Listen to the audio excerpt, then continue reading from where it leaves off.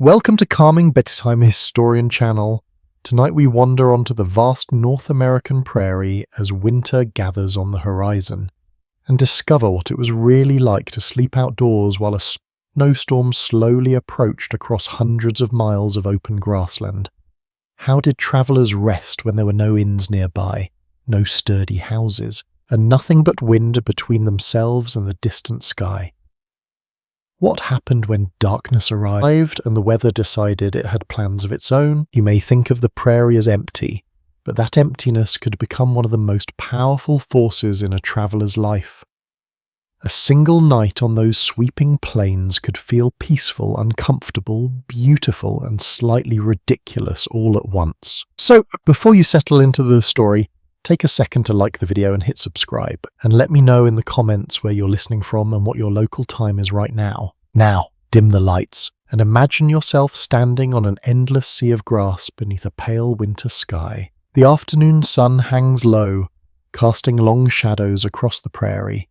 Around you, the land stretches farther than seems reasonable. There are no mountains nearby to block your view, no forests crowding the horizon, just rolling grassland reaching outward until earth and sky blur together. You have been travelling for days. Your boots carry the dust of many miles. The wagon wheels nearby groan softly whenever they settle into a rut. A team of oxen lowers their heads to graze on sparse winter grass, chewing with the slow confidence of creatures who have never worried about schedules. The air feels colder than it did yesterday, not dramatically colder, just enough to make you notice. A breeze brushes across your face and slips beneath your coat collar. The touch is gentle, yet persistent. It feels like a messenger arriving ahead of something larger. Many travellers crossing the Great Plains during the 19th century became skilled amateur weather observers. Long before reliable forecasts existed, people watched clouds, wind direction, animal behaviour, and temperature changes for clues. A noticeable drop in warmth often encouraged experienced migrants to prepare camp earlier than usual. You glance westward. There it is, far beyond the grasslands, a grey band stretches across the horizon. At first it resembles a distant hill. Then you realise the prairie contains no such hill. The shape belongs to clouds. Lots of them. They sit low and heavy, gathering themselves into a broad wall that seems to advance almost imperceptibly. The sight is beautiful in an unsettling way. The prairie has its own scale. Distances deceive you constantly. A storm that appears comfortably far away might arrive before supper. Something that looks close enough to touch could require hours of walking. You continue moving alongside the wagon train, listening to familiar sounds. Leather harnesses creak, wooden wheels complain, someone coughs several wagons ahead. A child laughs briefly before being reminded to stay near camp. The smell of dust still lingers in the air. Yet another scent joins it. Moisture, very faint, almost hidden. You catch it only occasionally when the wind shifts. Some researchers suggest experienced frontier travellers developed remarkably accurate instincts regarding approaching weather. Others believe memory exaggerates these skills after the fact.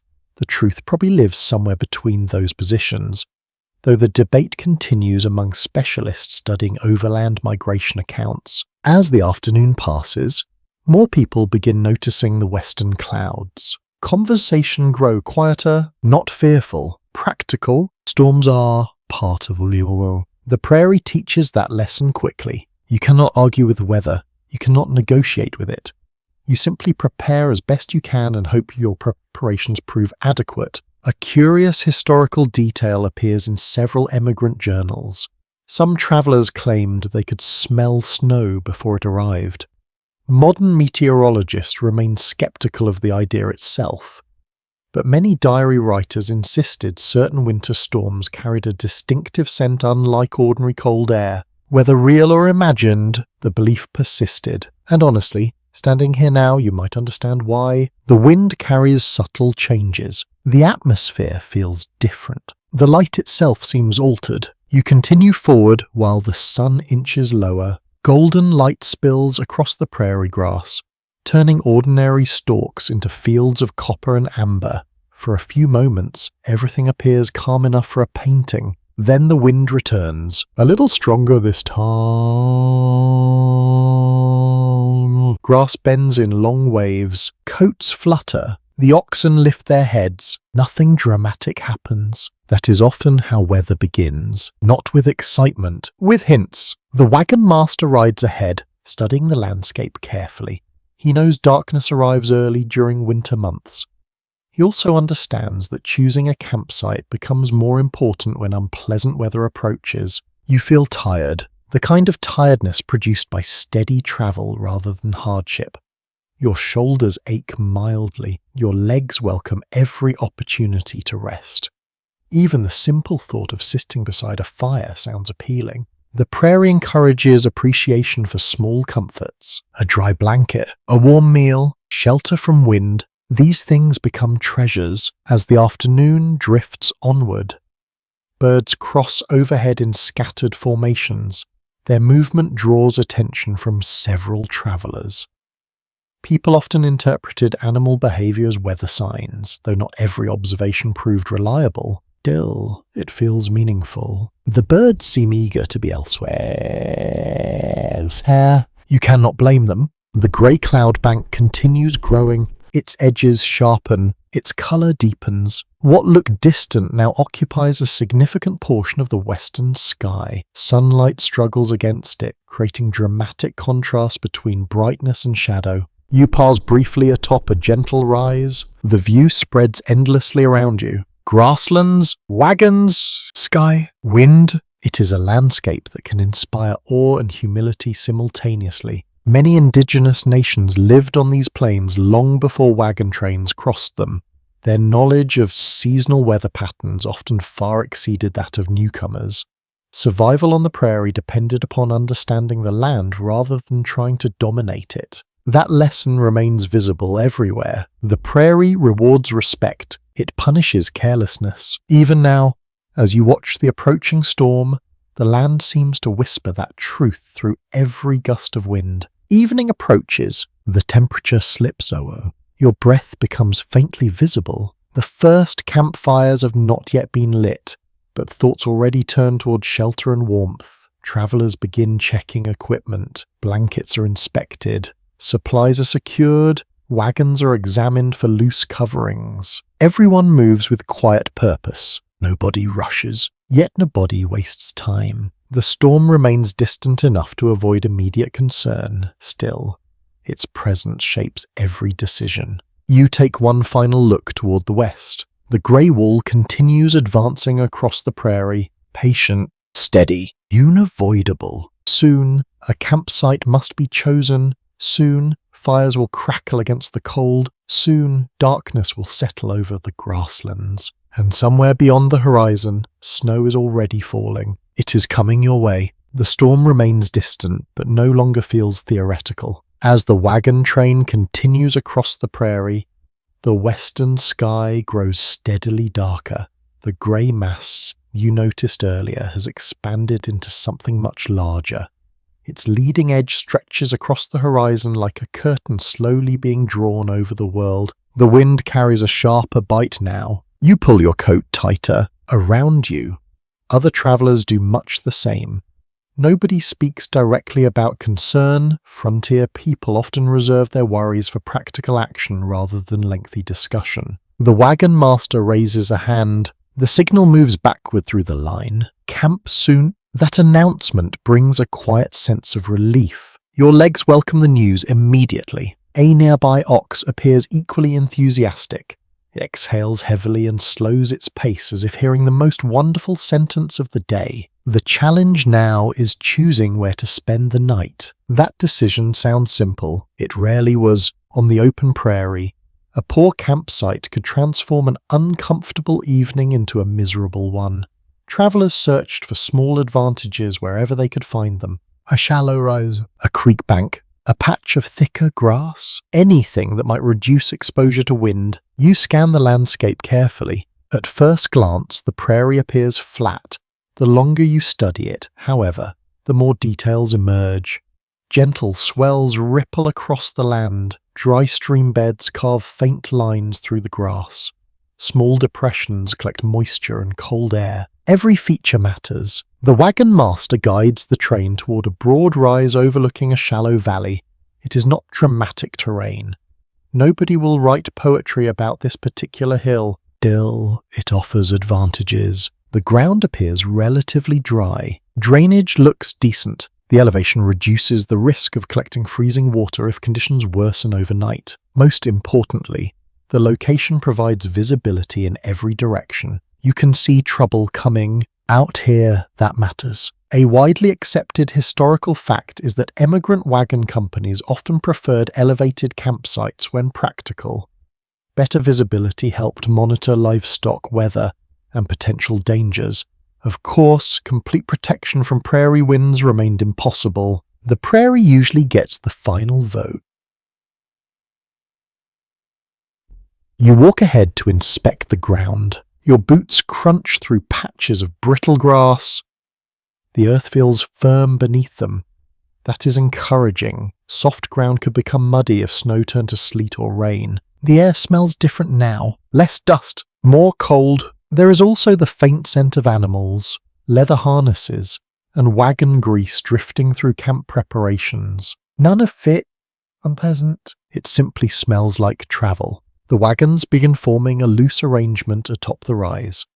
Popular imagination often pictures wagon trains circling tightly every night, creating dramatic defensive rings. Reality was usually more flexible. Many camps formed irregular shapes depending on terrain and weather. Perfect circles looked impressive in artwork, but practical needs often mattered more than symmetry. Besides, perfectly aligning heavy wagons after a long day could test anyone's patience. People, especially the patient people, you help gather scattered supplies while others unhitch teams and secure equipment. Activity spreads steadily across the campsite.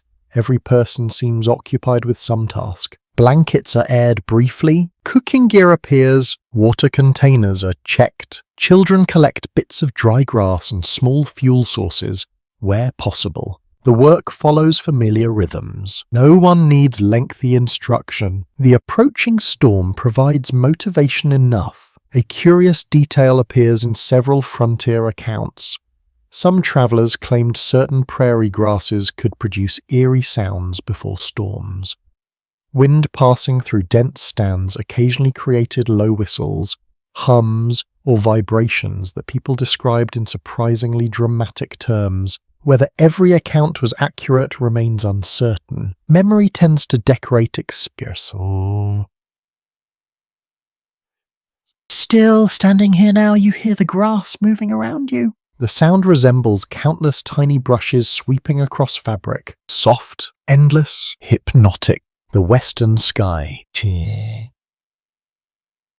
continues changing. Sunlight fades behind thickening clouds. Golden colours disappear first. Then the brighter shades of afternoon surrender as well.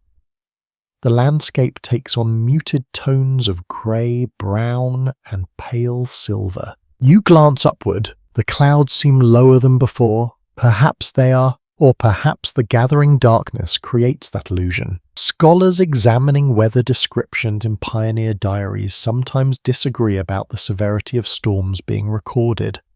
Some historians believe travellers occasionally exaggerated conditions for dramatic effect.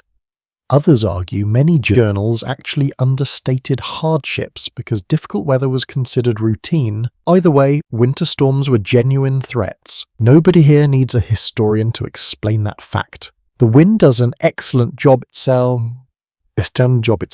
Another gust crosses the hill. It rattles loose canvas. It flutters coats. It sends a few hats into brief negotiations with gravity. One air hat loses. Its owner retrieves it with remarkable speed. Experience is a powerful teacher. You begin helping prepare sleeping areas for the night ahead. Bedrolls must remain as dry as possible.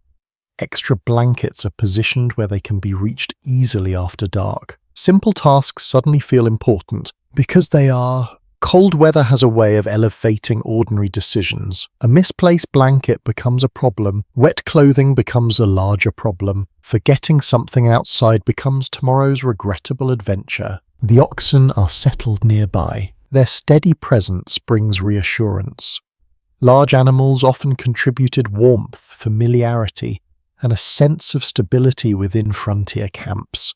Their occasional snorts and movements formed part of the nighttime soundtrack. One animal lowers itself carefully to the ground, another remains standing. A third appears deeply committed to chewing forever. Some ambitions are admirable in their simplicity. The first cooking fires begin appearing across camp. Thin ribbons of smoke rise into the darkening sky.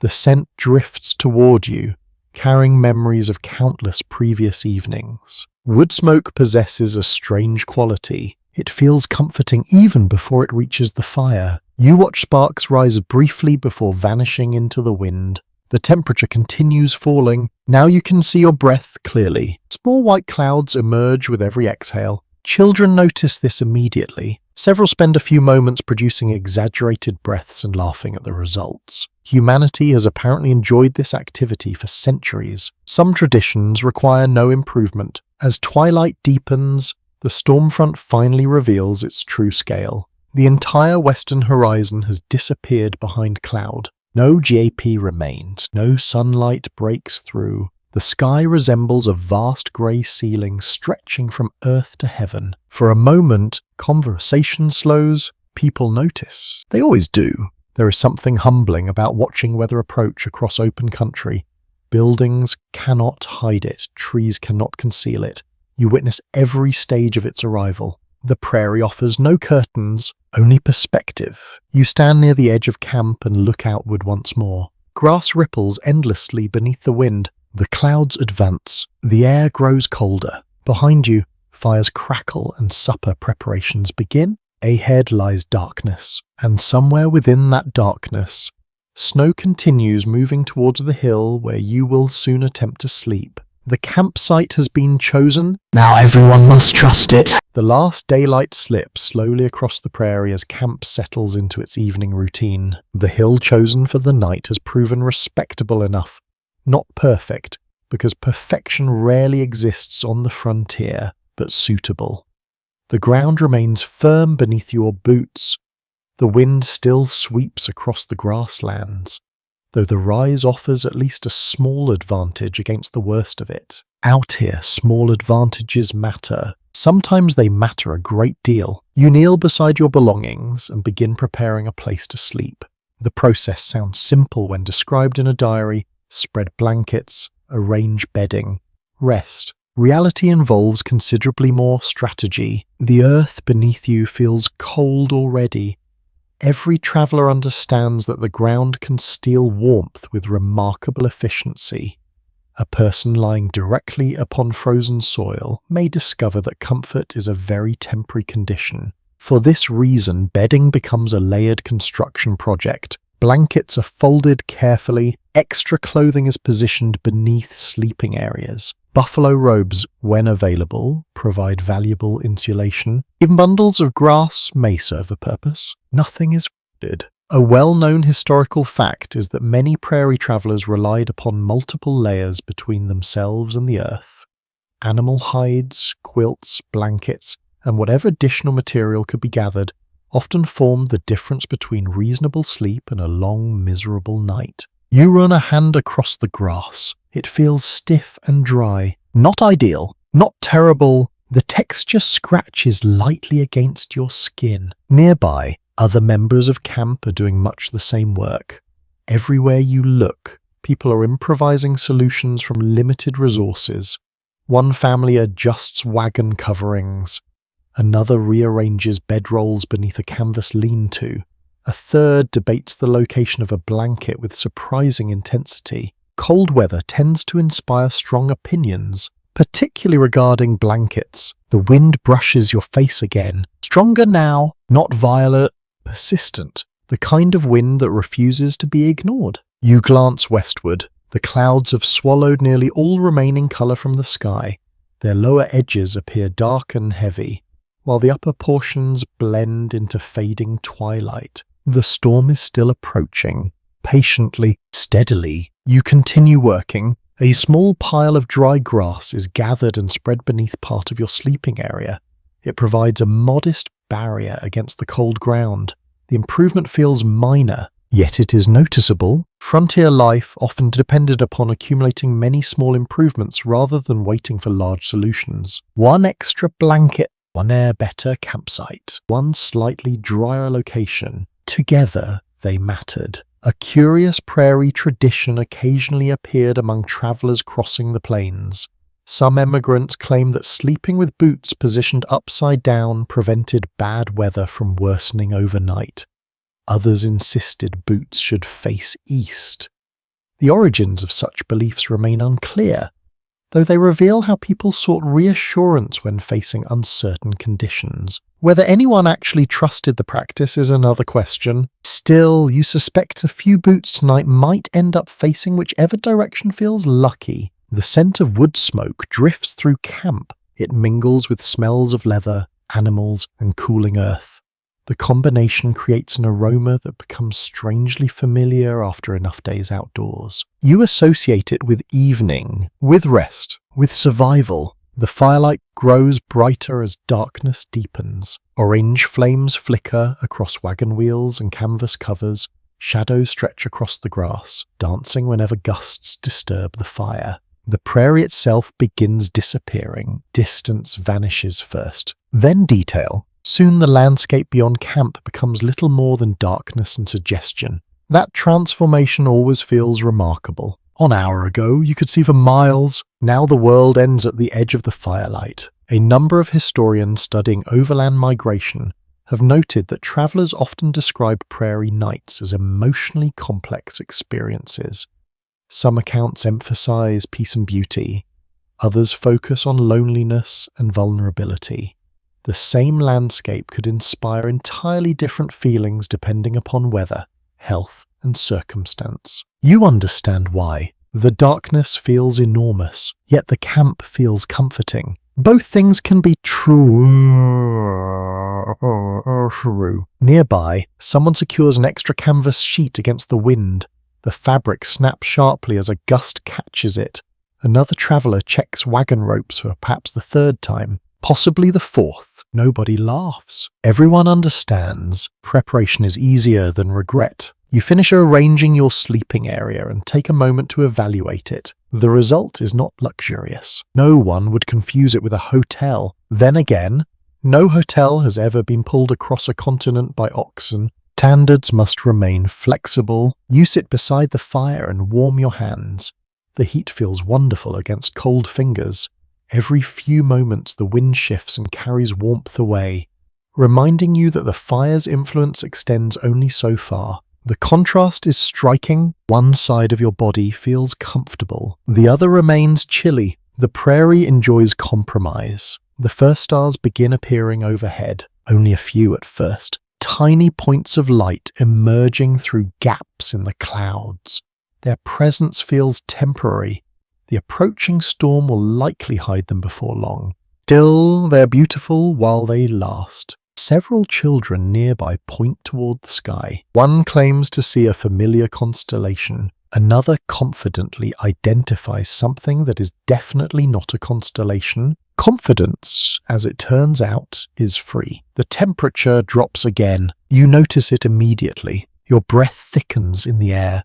Metal objects feel colder to the touch. The wind seems sharper around the edges. Many frontier travelers learn to judge temperature changes through sensation rather than instruments. Thermometers were not always available. Experience became the measuring tool, and experience is currently reporting colder weather. Some scholars remain uncertain about exactly how widespread certain sleeping arrangements were on the plains. Diaries and memoirs occasionally contradict one another. Conditions varied by region, season, wealth, and available supplies.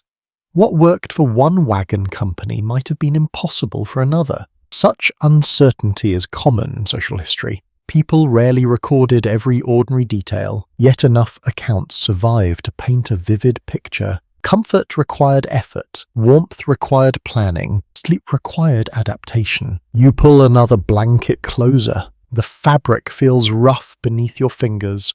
not unpleasantly rough, simply worn from long use and many journeys. The wind continues moving through what grass whispers, canvas flutters, fires crackle, oxen shift occasionally in the darkness. Together these sounds create a strange kind of music. Not loud, not dramatic, steady. The storm remains hidden beyond the horizon, yet its presence seems to fill the night already. Everyone knows it is coming. Everyone prepares in their own way. Some check equipment, some tend fires, some simply sit quietly and watch the flames. You look once more toward the western darkness. Nothing can be seen now, only black cold air, and the certainty that somewhere beyond sight, snow is falling across the prairie. Soon enough it will reach this hill. For now, all you can do is trust your shelter, trust your blankets, and trust the countless small decisions made before nightfall. Sometimes that is enough. The final traces of daylight fade from the prairie. For a few lingering moments, the western horizon glows with a dull silver light beneath the advancing storm clouds. Then that light weakens, the colour drains away. The enormous grassland settles into shades of grey and black. Night arrives quickly out here, faster than many newcomers expect. One moment you can still distinguish distant rises and shallow valleys. The next, those features dissolve into darkness. The prairie becomes a place of suggestion rather than certainty. You sit near the fire and feel the change happening around you. The warmth reaches your face. The cold reaches your back. Neither side is willing to surrender. The contrast creates its own strange balance. Nearby, camp activity continues. Though at a slower pace than before, most essential chores have already been completed. Wagons are secured. Animals are settled. Bedding is prepared. Now people wait, not idly, simply quietly. The approaching storm seems to encourage reflection. A breeze slides across the hilltop and carries the smell of smoke through camp. The scent is rich and comforting.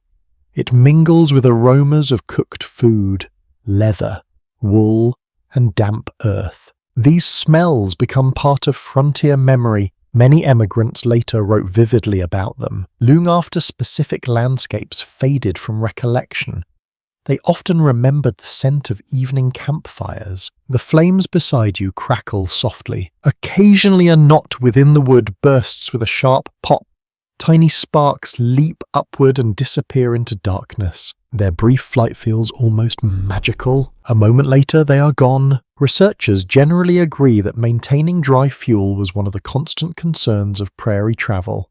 Fire provided warmth, light, cooking capability, and psychological comfort. During periods of harsh weather, preserving the ability to build a fire could become surprisingly important. You understand why. Without the fire, the night would feel very different, far less welcoming. A child yawns somewhere beyond the nearest wagon. Another follows. Yawns seem remarkably contagious across centuries. You smile quietly. The prairie wind strengthens again. Canvas rustles. Blankets shift. Someone tightens a rope that apparently seemed trustworthy 20 minutes ago and suspicious now. Cold weather has a talent for exposing weaknesses, not dramatically. You pull your hands closer to the flames and study the sky. The stars that appeared earlier are disappearing. Cloud after cloud drifts across them. Open patches shrink. Darkness thickens overhead. The storm has nearly arrived. An unusual observation appears in several 19th century journals. Some travelers described winter's clouds as feeling physically heavy, almost as though they pressed downward upon the landscape. Modern readers may view the description as poetic, yet the same comparison appears often enough to catch attention. Tonight you understand the image. The sky seems lower. The air feels denser. Everything appears compressed beneath the approaching weather. A horse nickers softly in the darkness. An ox answers with a deep rumbling sound. The animals seem calmer than many humans. Perhaps they possess wisdom, or perhaps they simply lack imagination. Either explanation has merit. Supper is finished now. Most cooking equipment has been cleaned and stored. A few people remain near their fires, speaking in low voices. Others have already disappeared beneath blankets or into wagons. The camp grows quieter by degrees, never silent, just quieter. You notice how sound behaves differently after sunset. Voices carry farther. Footsteps become more noticeable. The rustling grass seems louder than before. The prairie amplifies small things. The darkness contributes to the effect. Without visual distraction, your ears become more attentive. A distant cough, a creaking wheel, the soft movement of livestock. Each sound arrives clearly. The temperature falls another step. You feel it immediately against your cheek. The cold no longer hints at its intention. It has become direct. Your breath emerges in steady white clouds. Metal buckles feel icy to the touch. The edges of blankets grow cool whenever exposed to the air. Evidence from surviving trail accounts reveals that travelers often judged winter evenings by how quickly frost formed after sunset. Rapid cooling usually signaled a difficult night ahead. The signs tonight appear unambiguous. You glance toward the western darkness once more. Nothing can be seen beyond camp. No horizon, no grassland, no distant landmarks, only blackness. Yet you know the storm is there, moving steadily forward. A question occasionally arises among historians when studying frontier weather experiences. Did travelers become accustomed to harsh conditions over time, or did they simply learn to endure them better? The surviving evidence supports both possibilities. Familiarity certainly helped, but familiarity did not make cold pleasant. Cold remained cold. Wind remained wind. Snow remained snow. Experience merely improved your response. The fire beside you shifts as a gust sweeps through camp. Flames bend sharply before recovering their shape. Smoke streams sideways across the hill. Several people glance toward the sky. The reaction is instinctive. Everyone is watching now. Waiting. The first snow has not arrived yet, but it feels close, very close. You pull your blanket tighter around your shoulders. The rough wool scratches lightly against your neck. The sensation is not entirely comfortable. It is reassuring. Comfort and reassurance are not always identical things. The clouds overhead continue thickening. Even the faintest stars disappear. The night has become complete. One forgotten frontier habit involved checking sleeping areas repeatedly before finally settling down. Some emigrants admitted rearranging blankets and coats and bedding several times, despite knowing the arrangement would probably change again before morning. You understand that impulse perfectly. Preparation offers a sense of control. Weather rarely does. Around camp, final adjustments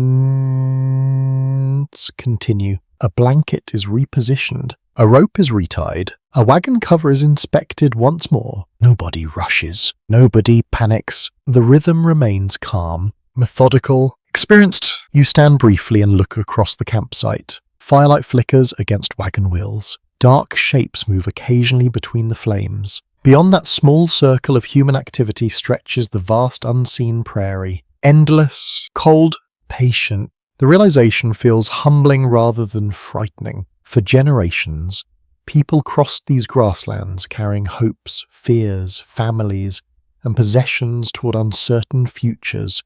Tonight you share a tiny piece of that experience. The wind brushes past again. This time it carries something new. Moisture. Faint but unmistakable. The smell reaches you only for a moment. Then it vanishes. Still, you notice it. Others probably did too. The storm is almost here. Soon the darkness above will begin releasing snow onto the prairie.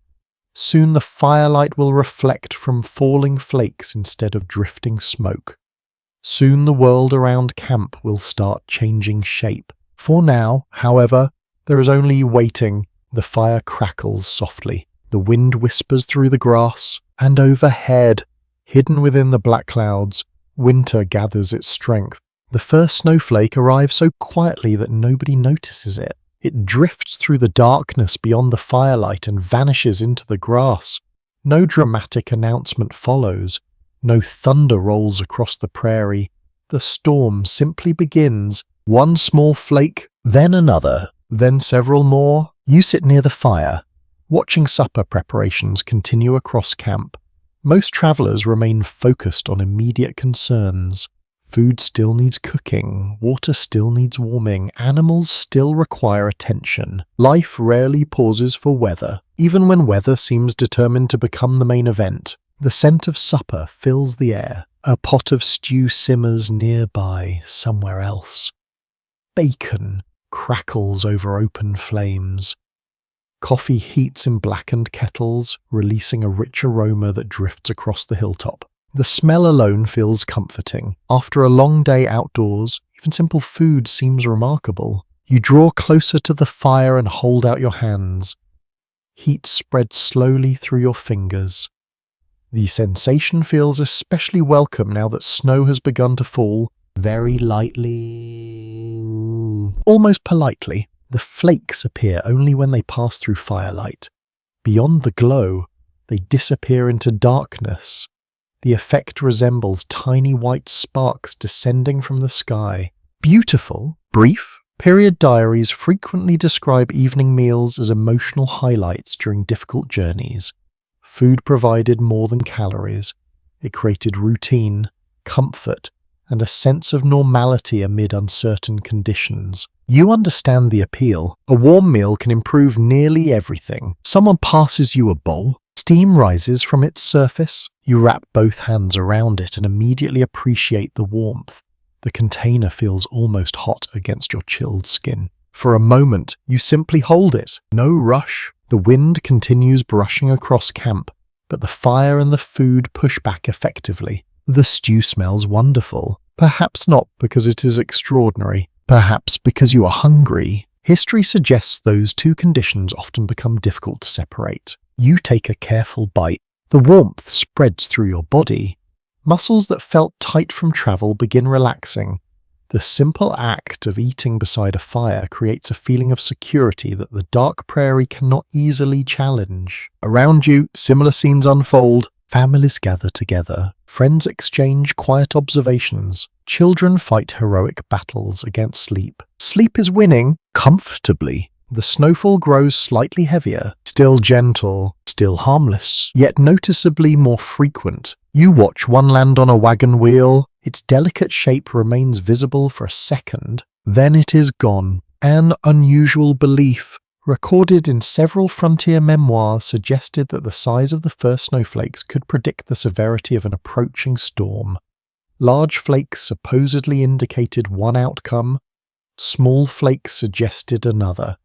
Modern meteorology offers little support for such claims, but people often searched for patterns in nature, especially when spending nights outdoors. The sky above remains completely hidden. Clouds have erased every star. The darkness feels immense, yet the camp remains bright enough to create a small island of warmth amid the surrounding cold. The firelight dances across faces and wagon covers. Smoke drifts sideways. Snowflakes sparkle briefly as they pass through illuminated air. The scene feels strangely peaceful. Researchers studying emigrant life often emphasize the importance of communal meals. Shared suppers helped maintain morale during long journeys. They offered opportunities to exchange information, solve problems, and strengthen social bonds. Tonight, that sense of community feels particularly valuable. The storm may be arriving, but nobody faces it alone. You finish eating and notice how quickly the bowl cools once emptied. The warmth vanishes almost immediately.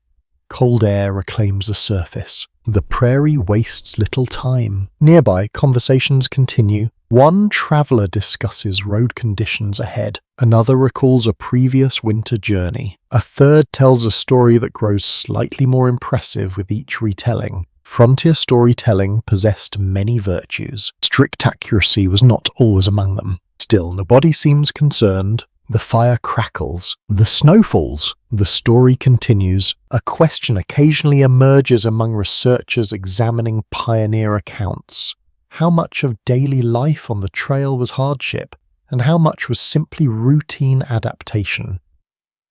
The answer varies depending on circumstances. Difficult moments certainly existed, but many travelers also described ordinary evenings filled with familiar human activities. Eating, talking, laughing, waiting, life will continue. Even during storms, The wind strengthens for a few moments and sends snow swirling through camp. Blankets flutter. Flames lean sideways. A handful of flakes reach your face. They feel surprisingly soft. Cold, of course, but gentle. You brush them away. The gesture becomes increasingly necessary as the snowfall grows steadier. Not dangerous yet. Yes, not even particularly troublesome. Just present one lesser known habit among some wagon travelers involved. Protecting leftover food from freezing overnight by storing containers beneath blankets or inside wagons. The practice occasionally worked. Other times it merely produced very cold food in a slightly different location. Experience remained the best teacher. The smell of coffee drifts toward you again. Earthy, inviting. Several travelers refill their cups before settling down for the night.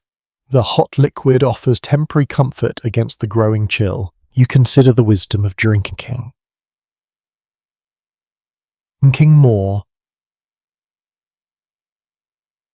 Then decide warmth is persuasive. The cup feels wonderful in your hands. Snow continues descending around the camp. The hilltop is beginning to change appearance. Patches of grass grow lighter. Wagon tracks soften. Dark earth gradually acquires a dusting of white. The transformation happens slowly enough to seem almost magical. You watch it unfold in real time. Every minute leaves the prairie slightly different than before. The fire remains strong, but its influence feels smaller now. Beyond the circle of light, snowfall hides details and reshapes familiar outlines. Distance disappears once again. The world contracts. A wagon becomes a silhouette. A person becomes a shadow. The prairie becomes suggestion. You pull your blanket closer around your shoulders. The wool traps warmth effectively. Its rough texture feels comforting now. Practical things often become beloved under difficult conditions. Blankets certainly qualify. The conversations around camp begin fading. People grow quieter, more thoughtful, more tired. The long day is finally catching up with everyone. Snowflakes settle on wagon covers and sleeping rolls. The storm has arrived, though it still behaves with remarkable restraint. For now, you lift your eyes toward the darkness above. Nothing can be seen. Only falling snow, only cold air, only the steady whisper of winter moving across the prairie. The meal is finished. The warmth lingers, and the night ahead is only beginning. The snowfall becomes impossible to ignore. What began as scattered flakes drifting through the darkness has transformed into a steady curtain of white. Not a blizzard, not yet, but enough to alter the entire character of the prairie around you. The world seems softer now. Edges blur, sounds change. Even the firelight appears gentler as snowflakes pass through its glow. You stand and brush a thin layer of snow from your shoulders. The flakes cling briefly to wool before melting. Tiny droplets of moisture remain behind, reminding you that staying dry will become increasingly important as the night progresses. The cold notices every mistake and remembers them. Across camp, people continue preparing for sleep. The process happens gradually. One family disappears beneath wagon covers. Another settles into bedrolls near a carefully tended fire. A few stubborn individuals remain awake, determined to enjoy one last cup of coffee before surrendering to exhaustion. The coffee is losing that battle. Your boots crunch softly against ground that looked completely different an hour ago. A light coating of snow now covers patches of grass. Wagon tracks are beginning to fade beneath fresh accumulation. The transformation feels surprisingly quick. Nature often works that way, slowly, then suddenly. Records from the overland migration era reveal that winter weather could reshape familiar landscapes in remarkably short periods. A campsite chosen during daylight sometimes looked almost unrecognizable by morning after a night of snowfall and drifting wind. You suspect this hill may offer a similar surprise. The wind sweeps across camp again, stronger than before. Snowflakes spin sideways for a moment before continuing their descent. Canvas coverings ripple, firelight flickers. A loose strap taps rhythmically against a wagon frame. Tap, tap, tap. The small sound repeats through the darkness until someone notices and secures it. Peace returns, at least briefly. The snowfall creates an unusual silence across the prairie. It does not eliminate sound completely. Instead, it softens everything. Noises seem wrapped in layers of cloth. Voices carry less shy. Footsteps lose their crispness. Even the wind acquires a muted quality. You listen carefully. The effect feels almost magical. Many people today associate snow with quietness, and frontier travelers notice the same phenomenon. Numerous diary entries mention how fresh snowfall altered the acoustic character of the landscape, creating an atmosphere that felt strangely calm despite difficult conditions. The description remains accurate. You can hear it yourself. A curious observation appears in several winter travel accounts. Some emigrants claim that snowfall made the prairie seem smaller. Vast distances became hidden behind curtains of white, creating the illusion that the enormous grasslands had somehow contracted around them. The idea sounds odd, yet tonight it feels perfectly reasonable. Visibility continues shrinking. The darkness beyond camp has become a shifting wall of snow. You cannot see very far. A few wagon length, perhaps a little more. Beyond that lies uncertainty, not danger necessary, just invisibility. The fire remains your primary source of comfort. You return to it and extend your hands once more. The warmth reaches your skin immediately. Every nerve seems grateful. The smell of smoke grows stronger whenever the wind changes direction. It catches in your clothing, your hair, your blankets. By morning, everything you own will likely smell faintly of campfire. There are worse fragrances. Nearby, several travelers exchange quiet remarks about the weather. Nobody sounds particularly alarmed. Concern exists, certainly, but concern and panic are very different companions. Experience encourages patience. People have seen snow before. The challenge lies not in its arrival, but in what follows. Researchers examining frontier journals occasionally encounter conflicting descriptions of winter storms. Some writers portrayed them as terrifying ordeals. Others described similar conditions with remarkable calm. Personal temperament often shaped the narrative as much as the weather itself. Human beings remain wonderfully inconsistent. A storm that inspires poetry in one person may inspire complaints in another, and occasionally both responses come from the same individual. The snow thickens, not dramatically, noticeably. You watch flakes accumulate along the tops of wagon covers. White lines begin forming on ropes and fence posts. The prairie grass, once brown and brittle, now peeks through a growing layer of pale frost and snow. The landscape is changing color, minute by minute. The process feels hypnotic. A horse shakes its mane nearby, sending snow scattering into the air. The animal seems mildly offended by the entire situation. An understandable reaction. The oxen remain calmer. They stand quietly, occasionally shifting their weight or lowering their heads against the wind. Large animals often possess an impressive talent for conserving energy. Humans could learn from them. The temperature drops again. The difference is subtle but unmistakable. Your cheeks feel colder. Your nose notices immediately. Your fingers remind you whenever they leave the vicinity of the fire. The night is settling into its true form now. One practical reality documented in countless travel accounts was the constant effort required to manage warmth. Travelers adjusted blankets and clothing layers, sleeping positions, and shelter arrangements throughout the night. Comfort rarely remained fixed for long. You anticipate similar adjustments ahead. Sleep on the prairie was rarely passive. It involved strategy. You glance toward your prepared bedding. Snow has already collected lightly on portions exposed to the sky. A quick shake removes most of it. The task takes only seconds. Still, it serves as a reminder. The storm will continue working while you rest. Or attempt to rest. The wind whistles briefly through a gap between wagons.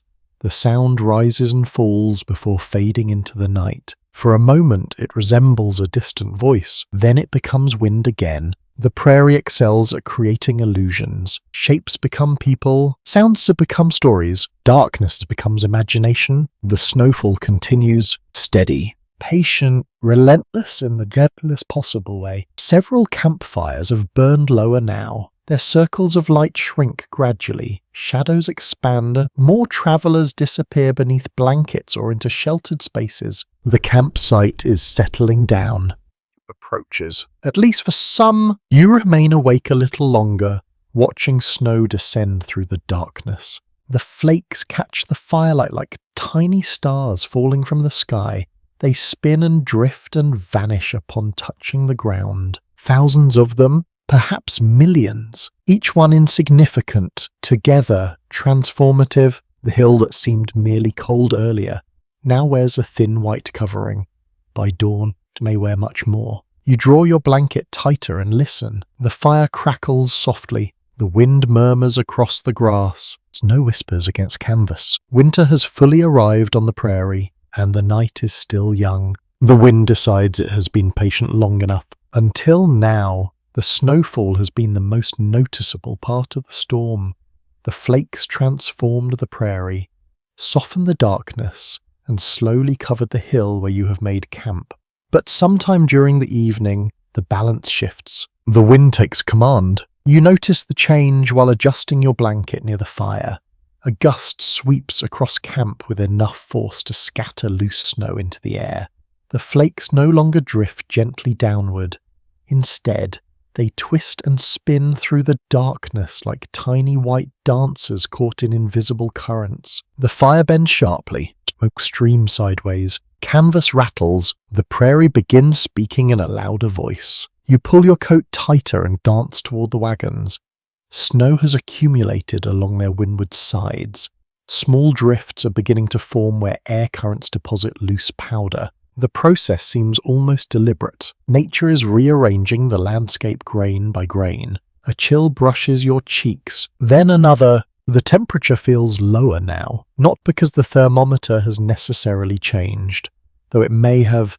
Wind possesses its own way of stealing warmth. It reaches through clothing and finds every weakness with remarkable efficiency. Travelers learn this lesson quickly. Usually after one unpleasant evening, many first-hand accounts describe wind as one of the greatest challenges of prairie life. Rain could end, snow could stop. Extreme heat eventually faded after sunset. Wind, however, sometimes lingered for days, shaping nearly every aspect of travel and camp life. Tonight it appears eager to demonstrate its reputation. You crouch near the fire for a moment, seeking shelter from the strongest gusts. The flames respond dramatically whenever the wind arrives. They flatten, recover, then flatten again. The fire survives, barely impressed. A horse stamps nearby. Its breath emerges in thick white clouds. Snow gathers along its back and mane. Every so often it shakes itself vigorously, sending powder flying in all directions. The horse appears annoyed. The weather remains unconcerned. Darkness surrounds the camp completely now. The world beyond the nearest wagons has disappeared behind curtains of snow and shadow. Visibility shrinks whenever stronger gusts lift fresh powder from the ground. You can still see, just not very far. The prairie has become intimate, which is strange for a landscape famous for vastness. An intriguing frontier habit involved listening to the wind before sleep. Some travelers claimed they could identify changes in weather simply by the sound air made against wagon covers, ropes, or grass.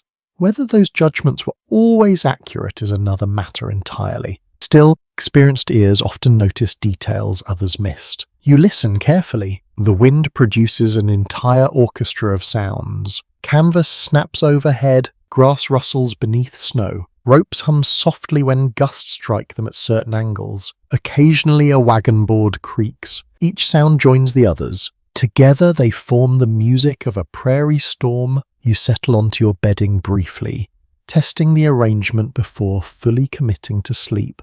The blankets feel reasonably warm.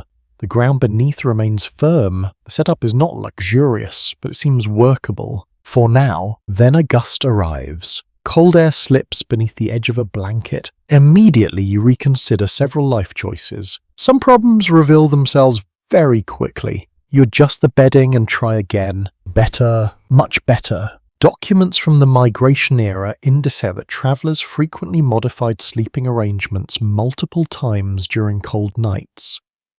A position that felt comfortable at sunset could become inadequate after midnight when temperatures dropped further. Adaptability mattered. Stubbornness was less useful. Across camp, people are gradually disappearing into their shelters. Voices grow less common. Fires burn lower. Activity fades until only occasional movement interrupts the darkness.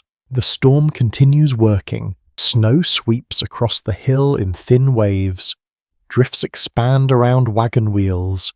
Fresh powder fills footprints almost as quickly as they are made. The landscape refuses to remain still. Researchers continue examining how accurately emigrants remembered severe weather events years later. Some memoirs written decades afterward describe storms in dramatic terms. Comparing those memories with contemporary journals sometimes reveals differences in emphasis. Memory is a talented storyteller, not always a precise reporter. Yet even allowing for exaggeration, prairie storms earn their reputation honestly. You need no diary to confirm that tonight. The wind provides sufficient evidence. A particularly strong gust rolls across the campsite and produces an unexpected effect. Snow lifts from the ground and streams horizontally through the firelight. For several seconds, the air itself appears white. Then the gust passes. The darkness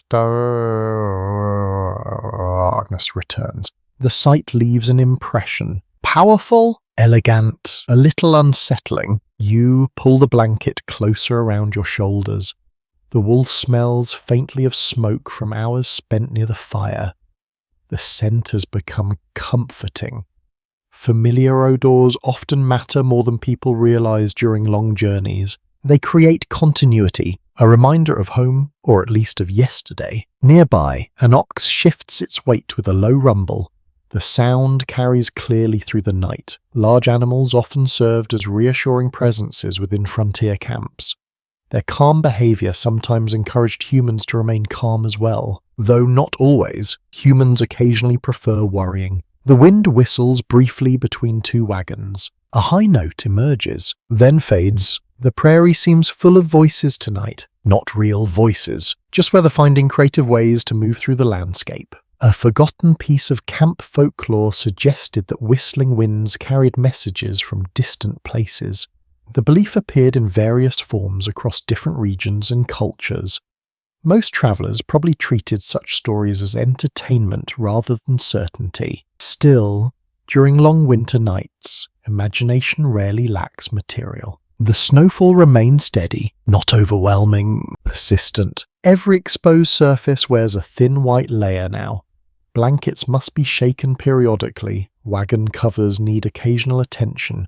The hill itself has become brighter despite the darkness. Snow creates its own faint glow. You notice it whenever you look beyond the firelight. The camp appears suspended between black sky and pale ground. A strange whirl, a beautiful one. The fire burns lower. Several people have already settled completely for the night. Their silhouettes remain motionless beneath blankets or wagon covers. The campsite grows quieter with every passing minute. Soon you will join them. Soon you will attempt sleep while the wind prowls across the prairie. For now, however, you sit a little longer and watch the storm continue its work. Snow drift through darkness. Grass bends beneath invisible currents. Canvas shivers overhead, and somewhere beyond the reach of the firelight, the endless prairie disappears beneath winter's careful hand. Eventually, the moment arrives when staying awake becomes harder than staying warm. The fire still burns. The wind still blows. Snow still drifts across the prairie. Yet exhaustion begins claiming territory of its own. You risk from your place beside the flames and make your way toward the sleeping area prepared earlier in the evening. The path is already less visible than before. Fresh snow softens footprints and smooths the rough texture of the ground. The hill has changed again. It seems to do that every hour. You kneel beside your bedding and brush away another thin layer of snow. The task has become familiar. A quick shake, a careful adjustment, a final inspection. Nothing dramatic, just practical. Frontier life often consisted of small repetitive actions performed at the right moment. You lower yourself onto the blankets. Immediately, several sensations compete for attention. The ground feels firm, the wool feels rough, the air feels cold, the bedding feels warmer than expected. Not warm exactly. Warmer on the prairie. Those are two different achievements. You pull a blanket over your shoulders and settle deeper into the layers beneath you. The smell of smoke clings to the fabric. Faint traces of leather and dust remain as well. These scents have followed you for days. Now they feel oddly reassuring, like familiar companions. Around camp, the remaining conversations fade one by one. Voices become murmurs. Murmurs become silence. Soon only the sounds of weather remain dominant. The prairie takes center stage. You listen. Wind moving through grass, snow tapping softly against canvas, occasional movements from livestock, the distant crackle of a fire refusing to surrender. Together, the sounds form a strange lullaby, not gentle exactly, steady. A recurring theme in emigrant journals is simple exhaustion. Travelers often spent entire days walking beside wagons, tending animals, gathering fuel, repairing equipment, or performing dozens of other tasks. By nightfall, many people could sleep under conditions that modern travelers might consider challenging. Fatigue is persuasive, very persuasive. You close your eyes briefly. The darkness behind them feels no different from the darkness above. For a moment, sleep seems close. Then the wind changes direction. A cold draft slips beneath the edge of your blanket. Instant wakefulness returns. The prairie remains committed to participation. You shift position, adjust the blanket, tuck an edge beneath your shoulder. Try again. Better, much better. Comfort arrives in pieces, not all at once. Nearby, someone coughs. Another person turns over beneath a bedroll. Canvas rustles softly, then quiet returns. The campsite has entered that curious period between wakefulness and sleep. Most people are resting, but few have fully disappeared into dream. The storm remains too present. The cold remains too noticeable. An unusual observation recorded in several trail narratives involved the difficulty of judging time during winter nights. Without clocks readily available, travelers often estimated hours by fire conditions, moonlight, or simple intuition. Those estimates were not always accurate. A night could feel endless, or surprisingly brief. Much depended on comfort and temperature. You open your eyes and watch snow drifting through the darkness beyond the shelter. Firelight from a nearby campfire illuminates the flakes whenever the wind carries them into view. The effect is mesmerizing, countless tiny shapes appearing and vanishing, each one visible for only a moment. The prairie seems suspended between motion and stillness. You pull the blanket higher. The wool brushes your chin. A pocket of warmer air begins forming around your body. Slowly, your muscles relax. The process takes time. The cold encourages patience. Evidence from the era suggests that many travelers preferred sleeping close together during severe weather. Shared shelter conserved heat more effectively than isolated sleeping arrangements. Practicality often outweighed privacy on difficult nights. Survival encourages cooperation, and cooperation encourages survival. The wind rises again. This time it rattles a nearby wagon cover with surprising force. The sound echoes briefly through camp before fading away. You wait. Nothing else happens. The wagon survives. The wind continues onward. A peculiar bit of prairie folklore suggested that counting gusts helped people fall asleep during storms. Some claimed the rhythm distracted the mind from discomfort. Others believed it simply provided something to do while waiting for sleep. The method seems harmless enough. You try listening. One gust, then another, then several, arriving too closely together to count reliably. The prairie has sabotaged the experiment. You smile faintly beneath the blanket. Sleep remains elusive. Not impossible, just elusive. Researchers examining first-hand frontier accounts often note the contrast between expectation and reality. Popular imagination sometimes envisions dramatic struggles against nature every night. Actual experiences were often quieter, difficult, certainly uncomfortable at times, yet also filled with long stretches of ordinary waiting, resting, and adapting. Tonight feels like one of those nights. The storm matters, but so does simple human routine. You settle deeper into the bedding. The ground no longer feels quite as cold as before. Your body has warmed the layers beneath you. Small improvements accumulate. A little warmth here, a little shelter there. Enough to make a difference. Snow continues falling, steadily, patiently. The sound against canvas becomes more noticeable as other noises fade. Tiny impacts create a soft brushing rhythm overhead, almost like fingertips moving across cloth. The effect is soothing. Your eyelids grow heavier. The fire nearby burns lower. Its light flickers less brightly than before. Shadows deepen around the campsite. Darkness expands into spaces previously claimed by orange flame. Night has reached its middle stages now. The busy part is over. Only endurance remains. A horse shifts position, somewhere beyond view. An ox exhales heavily. Snow hisses softly through the wind. The sounds arrive separately, then merge together. You find yourself listening less actively. The storm becomes background rather than subject, a constant presence rather than an immediate concern.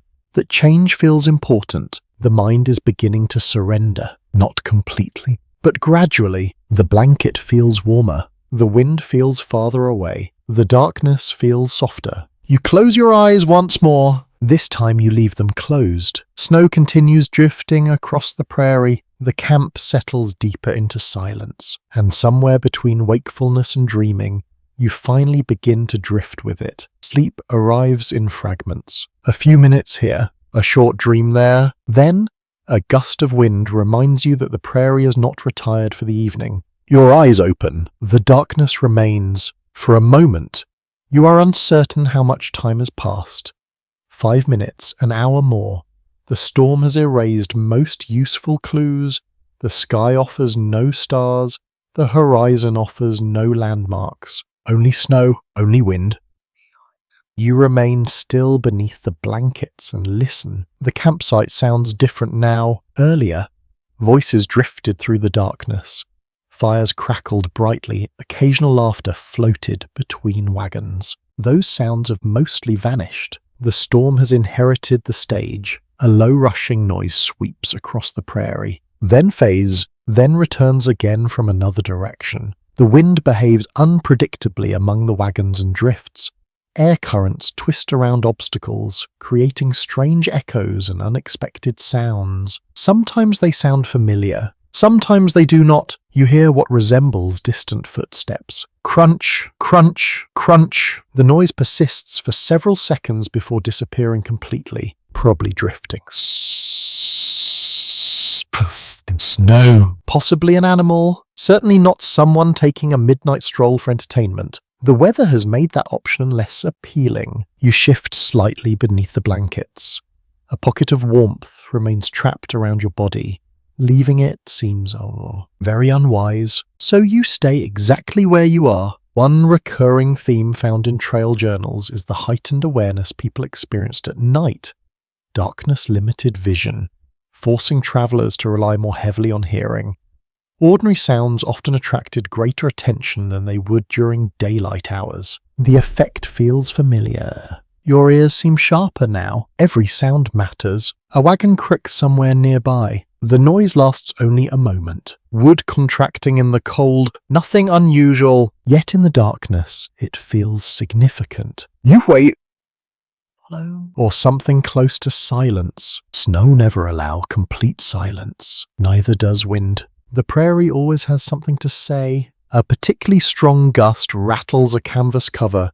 The resulting sound resembles a sail snapping on a distant ship. For a moment, the campsite feels less like a prairie camp and more like a vessel drifting through an ocean of darkness. The comparison seems surprisingly appropriate. Both environments are vast. Both demand respect. Both possess foods. The snow continues falling steadily. You can hear it occasionally when flakes strike taut canvas overhead. The sound is faint, almost delicate, like fingers tapping lightly against cloth. And the odd belief preserved in several frontier recollections claimed that certain nighttime sounds predicted changes in weather. Some travellers swore that the tone of wind through wagon spokes or grass stems carried useful information. Whether these observations reflected genuine experience or hopeful imagination remains difficult to determine. People often searched for patterns, especially when facing uncertainty. You listen again, the wind whistles briefly, then stops, no useful message arrives, unless the message is simply that winter remains committed to its current plans. Nearby, an animal snorts loudly. The sudden noise startles you more than it should. Your heart accelerates for a moment, then settles. The prairie occasionally enjoys reminding people that they are not entirely asleep. You pull the blanket closer and attempt to relax. The effort works, mostly. The darkness beyond camp seems larger now. Firelight has diminished considerably. Only a few weak glows remain where embers continue burning beneath protective watch. Shadows dominate everything else. The hill itself has disappeared. You know it still exists. The evidence is compelling. Yet your eyes contribute very little to the discussion. Researchers studying emigrant experiences often note how strongly weather influenced emotional perceptions of space. Open landscapes that felt inspiring during daylight could feel mysterious or intimidating after dark. Conditions changed. The land changed with them. Tonight, the prairie feels enormous and hidden. The combination is strangely fascinating. A distant sound reaches you, not wind, not canvas, something else. You listen carefully. The noise comes again, a long, low call carried across the snowy darkness. Perhaps a coyote, perhaps another animal moving somewhere beyond camp. The sound rises briefly before fading into the storm. You remain still. The prairie remains still. Then the ordinary sounds return. Wind, snow, breathing livestock. The moment passes. Documents from the period suggest that nighttime animal sounds often featured prominently in travelers' memories. Coyotes in particular appeared frequently in diaries and letters. Their calls could seem haunting to newcomers and entirely ordinary to experienced plains travelers. Context changes everything. A sound that inspires concern one week may inspire boredom the next. You close your eyes again. The darkness behind them feels calmer this time. For several minutes, perhaps longer, you drift towards sleep. Then another unfamiliar noise emerges. Soft scripting! Slow, intermittent. Your eyes open once more. The sound continues. Scrape, pause, scrape, pause. You listen carefully before realizing the source. Snow moving against a wagon wheel. Nothing more. The storm is gradually reshaping the campsite. Drifts accumulate around obstacles. Loose snow slides and shifts whenever the wind finds a favorable angle. The prairie is reorganizing itself quietly, patiently. One forgotten story from the frontier described a traveler who spent half a night convinced mysterious visitors were circling camp. Morning revealed the culprit. Snow had repeatedly fallen from a wagon cover and landed beside his bedroll. The prairie occasionally enjoys practical jokes. I'll begin to understand why such misunderstandings occurred. Night transforms ordinary events. Everything sounds larger, stranger. More important, the wind rises again. Snow hisses across the ground. Canvas trembles overhead. A horse stamps somewhere beyond view. The familiar sounds return like old companions. Little by little, they become reassuring, predictable, comforting, even. The storm is no longer something happening around you. It has become the environment itself, a constant presence, the background against which every thought unfolds. You settle deeper into the blankets. Warmth returns gradually. The rough wool brushes your cheek. The smell of smoke lingers faintly in the fabric. Your breathing slows. The noises outside continue,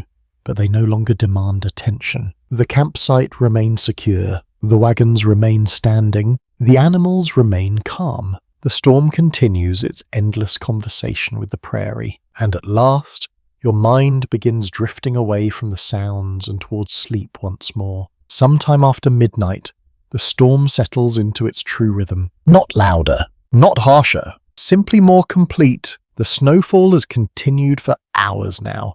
Wind and snow work together across the prairie with patient determination. Every wagon, every blanket, every exposed surface wears a thicker coating than before. You walk slowly. At first, you're not entirely sure why. No dramatic sound breaks the silence. No emergency announces itself. Instead, something feels different enough to pull you gently from sleep. You open your eyes. The darkness seems brighter. That realization takes a moment to understand. Snow? There is more of it now. Much more, even beneath the cloud-covered sky. Fresh snow reflects what little light exists. The result is a strange midnight glow spreading across the prairie.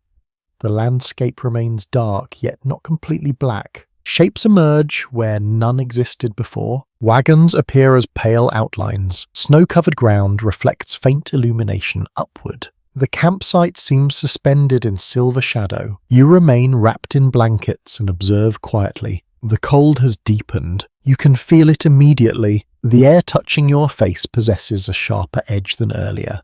Breathing produces small clouds that drift briefly before vanishing. The warmth beneath the blankets feels precious. You have no desire to leave it. None whatsoever. A soft scraping sound comes from nearby. No sliding from canvas. Nothing more. The storm continues rearranging the world. Over the course of westward migration, travelers learned that snow accumulation created challenges beyond simple discomfort. Fresh drifts could conceal ruts, obscure trails, and complicate morning departures.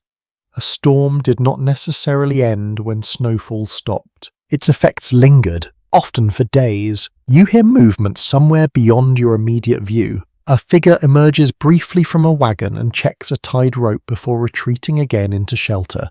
The entire expedition seems half asleep. People wake, adjust something, then disappear beneath blankets once more. The night encourages efficiency. An amusing camp belief occasionally surfaced among winter travelers. Some insisted that if snow collected evenly across a wagon roof, the next day would be calm. Uneven accumulation supposedly predicted difficult weather. Whether anyone genuinely trusted this method remains uncertain, though it appears often enough in recollections to suggest it was widely known. Human beings have always enjoyed forecasting weather. Weather rarely returns the favor. The wind arrives again, not violently. Firmly, snow sweeps across the campsite in low white streams. The drifting powder catches faint light and creates moving patterns across the ground. The effect resembles flowing water, only slower and colder. You pull the blanket closer around your shoulders. The wool has warmed from hours of contact.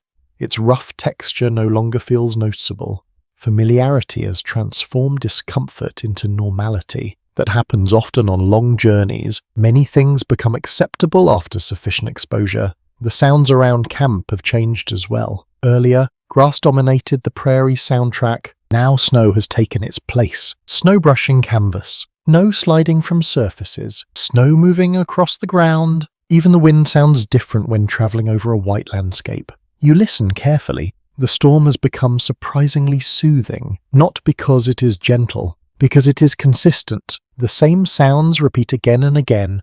The mind begins treating them as background rather than interruption. Several surviving diaries mention the curious experience of waking repeatedly during winter storms. Travelers often drifted in and out of sleep, checking weather conditions almost unconsciously before returning to rest. It became part of the rhythm of frontier life. Tonight follows that pattern. You are awake, yet not fully awake. The boundary between sleeping and observing feels unusually thin. Somewhere nearby, an ox exhales heavily. The sound rolls through the darkness like a slow sigh. Another answers moments later. The animals remain calm. That fact carries quiet reassurance. Livestock often reacted to disturbances before humans noticed them.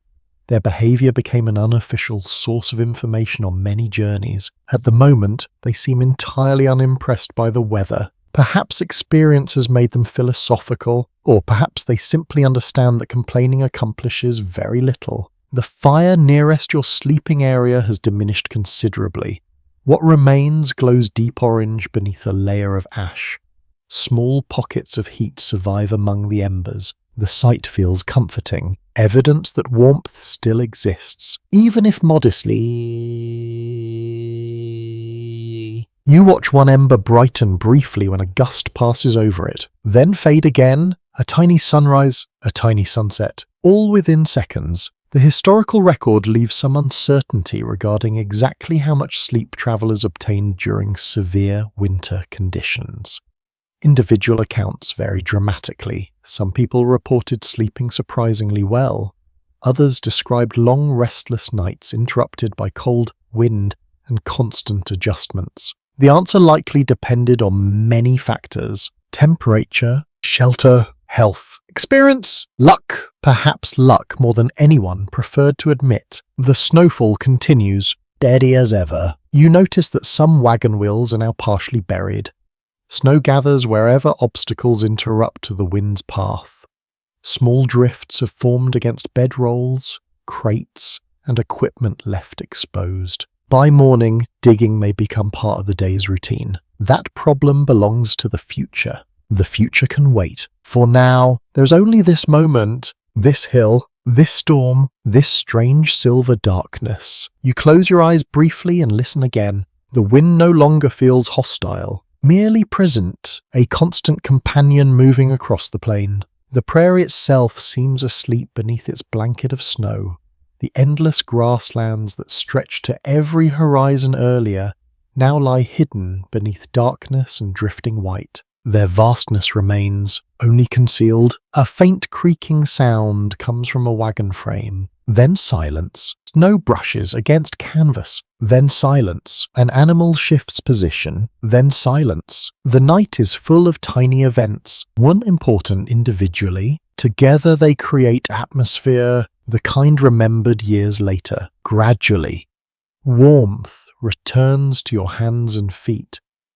The bedding has retained enough heat to remain comfortable, not luxurious. Comfortable on the frontier, that distinction often felt like success. Your breathing slows, your thoughts become less focused. The sounds of the storm grow more distant, not because they have weakened, because sleep is returning. The snow continues falling across the prairie. The drifts continue growing. The wind continues its endless journey through darkness. And somewhere between one gust and the next, you begin drifting back into dreams. The coldest part of the night has arrived. You do not need a clock to tell you. Your body knows.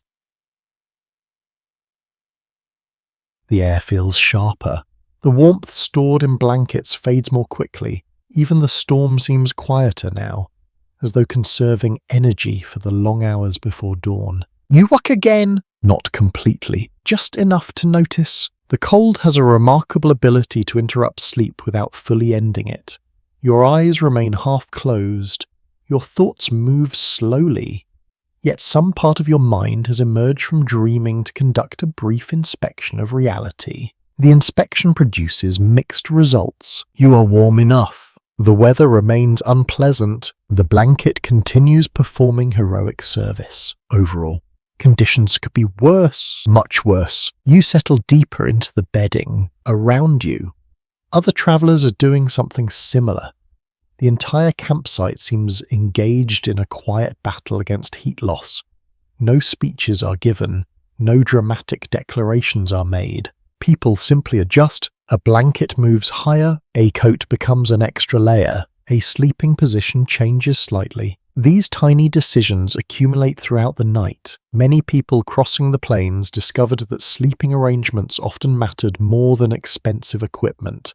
A carefully arranged bedroll could outperform better materials used poorly. Experience gradually taught travelers where to place blankets, how to block drafts, and how to conserve warmth. Knowledge became insulation. The wind remains active, though it has changed character.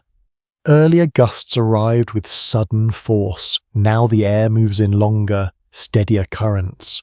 Snow hisses softly across the ground, creating a sound that resembles distant waves reaching a shoreline. The comparison feels fitting. The prairie often behaves like an ocean. Tonight it is an ocean made of darkness and snow. You open your eyes briefly. The campsite appears transformed. Drifts have grown larger around wagons and equipment. The ground reflects faint light upward, giving everything a pale outline.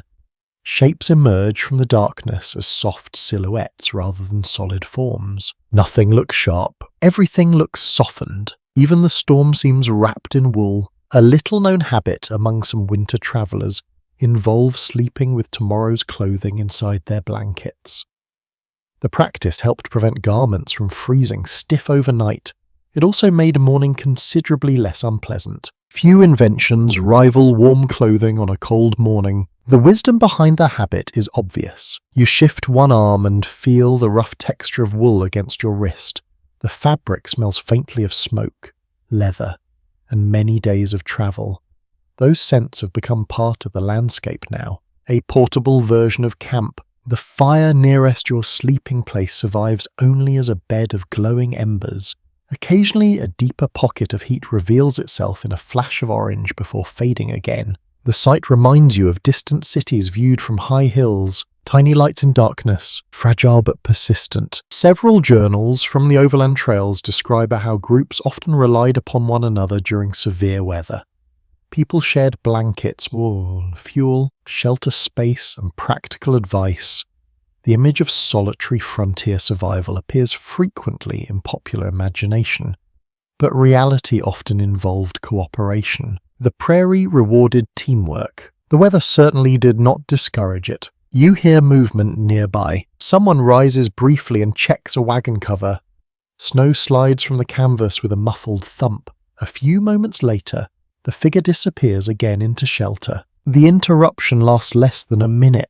Then stillness returns. The night feels suspended between moments. Everything happens slowly. Even thoughts seem quieter. The historical evidence becomes somewhat blurry when researchers attempt to determine exactly how cold individual storms became.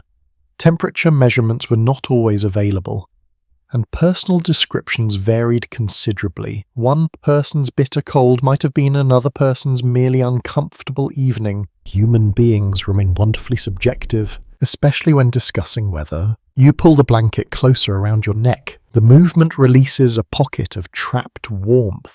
For several seconds, the sensation feels luxurious. Then equilibrium returns. Small victories, that is what the night consists of now. Small victories repeated patiently. Far away, a coyote calls. The sound drifts across the snowy prairie and reaches camp as a thin, wavering note. Another answer follows from a different direction. Then silence. The animals continue their own nighttime conversations. You are merely an audience member. One curious story preserved in a travel memoir tells of emigrants who became convinced that coyotes could predict storms. According to the account, unusual calling patterns supposedly signaled approaching weather changes. Whether the coyotes participated knowingly in this system remains unconfirmed. They were not available for interviews. The wind strengthens briefly. Snow sweeps against the side of a wagon with a soft rushing sound. The storm remains active, though it no longer feels dramatic. After hours of exposure, your mind has accepted it as part of the environment. This is simply what the world sounds like now. Wind, snow, darkness, breathing. You close your eyes again. The campsite continues existing beyond your awareness. Livestock shift occasionally. Drifts grow imperceptibly. Embers cool by tiny degrees. The storm moves across the prairie one snowflake at a time. None of these events require your supervision. That realization feels comforting. For perhaps the first time all night, genuine drowsiness begins outweighing vigilance. The balance shifts. Sleep gains ground. Your thoughts wander briefly to the morning. You imagine snow-covered wagons, buried tracks, and travelers emerging from blankets to evaluate the night's work. Then the thought fades. Morning belongs to another version of you. The current version has simpler responsibilities. Stay warm, rest, listen. The storm provides the soundtrack. No brushes against canvas. Wind moves through the darkness. An ox exhales somewhere nearby. The sounds repeat so often that they become almost musical. Not exciting, not dramatic, steady, reliable, the kind of rhythm that eventually carries tired minds towards sleep. You feel it happening now. The cold remains outside the blankets. The warmth remains inside. The campsite endures, and beneath a sky hidden completely by storm clouds, you drift slowly back into deeper sleep while winter continues its quiet work across the endless prairie. The night seems endless now, not because anything dramatic is happening, because almost nothing is. You wake once more and find yourself suspended within the slowest hours of the storm. The world has narrowed to a few familiar sensations. The rough blanket against your skin, the cold air brushing your face, the steady breathing of sleeping people nearby. Everything beyond those details feels distant. The prairie has vanished entirely from sight. Only hints remain. You lie still for a moment and listen. The wind has softened compared to earlier hours. It still moves across the campsite, but without the restless energy it carried before midnight.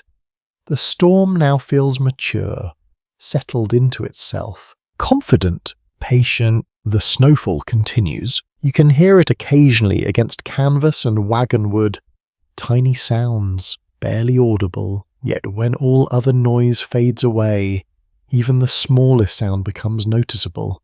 That is one of the strange gifts of the prairie at night. It teaches attention. A faint creak reaches your ears. Then another, wood responding to cold. The sound is familiar enough now that you barely react. Several travelers who crossed the Great Plains later wrote about how quickly people adapted to environmental noises. Sounds that seemed alarming during the first nights often became ordinary companions after weeks on the trail. The human mind adjusts remarkably well. Eventually, even a storm develops a personality you recognize. You shift slightly beneath the blankets. Warmth remains trapped within the bedding, though maintaining it requires cooperation.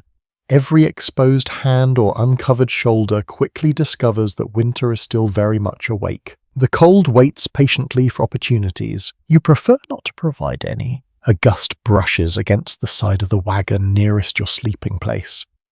Snow slides down the canvas with a soft whispering sound. The noise reminds you of sand shifting along a beach, only quieter and much colder. You close your eyes briefly and attempt to return to sleep. Instead, your thoughts wander, not toward worry, toward observation. The storm has transformed the campsite into a different world. Earlier, people moved through firelight, cooked meals, and exchanged stories. Now everything rests beneath darkness and snow. The transition feels remarkable, yet it happened gradually enough that nobody truly noticed. Many preserved accounts from prairie journeys describe nighttime as a period when travelers became acutely aware of natural cycles. With few distractions available, changes in weather, temperature, and light took on greater significance than they often do today. You understand why. The storm has become your entire environment. Every shift matters. A curious custom appears in a handful of winter recollections. Some travelers reportedly believed that sleeping with a small personal item beneath their pillow improved luck during difficult weather.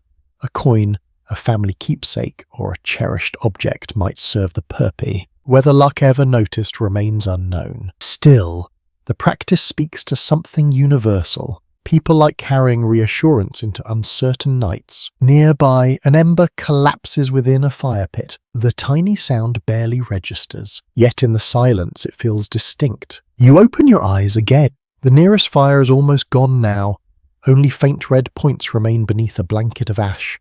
Their glow appears surprisingly vivid against the surrounding darkness. The sight creates a sense of scale. Small warmth, large night. The contrast is impossible to ignore. Modern historians examining emigrant experiences often encounter a challenge. Practical details such as mileage, weather, and supplies were recorded regularly. Emotional experiences appeared less consistently. Some travelers wrote openly about fear, loneliness, or wonder.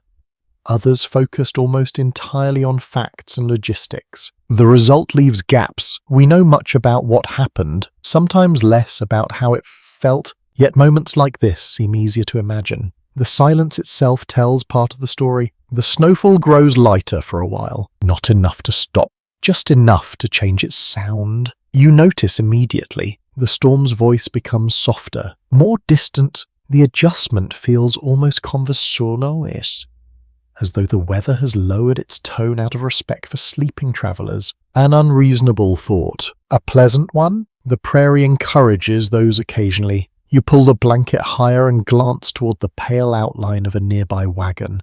Snow has accumulated along its roofline.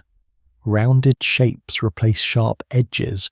The entire structure appears softer than it did yesterday. Winter is an enthusiastic sculptor. It works all night. One traveller's memoir recounts waking during a snowstorm and briefly believing the camp had moved.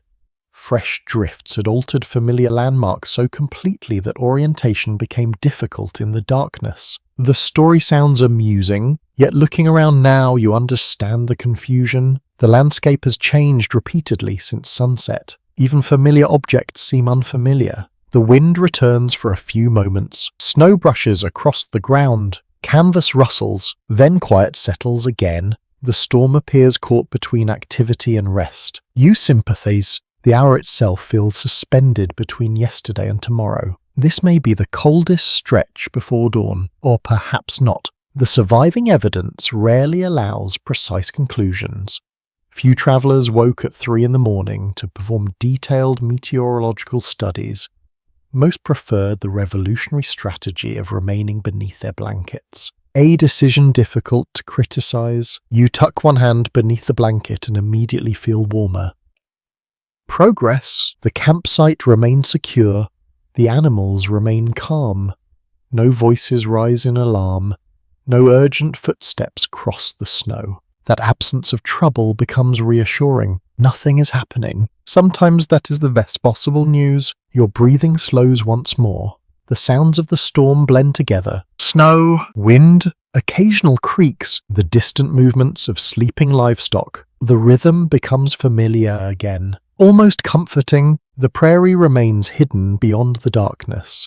Hundreds of miles of grassland lie beneath snow and cloud, unseen but still present. The vastness has not disappeared, it merely waits. Warning will reveal it again. Eventually. For now, there's only this quiet interval suspended in winter. The longest hours of the night, the slowest passage of time, and the steady certainty that somewhere beyond the darkness, dawn is moving gradually closer. At some point during the night, the snow begins leaving its signature on everything. You discover this when you wake and instinctively touch the edge of your blanket. The fabric feels colder than before, not frozen. Close. You lift your head slightly and peer into the dimness surrounding the campsite. The storm has not ended. Snow still drifts across the prairie, though more gently now. The wind has relaxed into a steady whisper moving through the darkness. The world appears pale, almost luminous. Fresh snow reflects what little light filters through the cloud cover. Wagons, bedrolls, and supplies emerge as soft white shapes against darker shadows. Everything looks dusted with silver. Everything except you, hopefully. You pull the blanket tighter. An excellent decision. The air stings exposed skin immediately.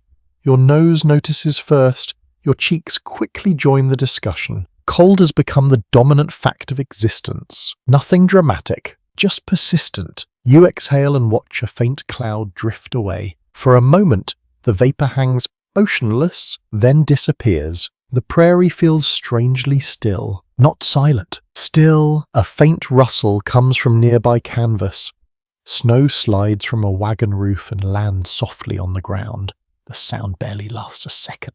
Yet it draws your attention. Night magnifies little things. You look toward the nearest wagon. Frost has formed along metal fittings and exposed hardware.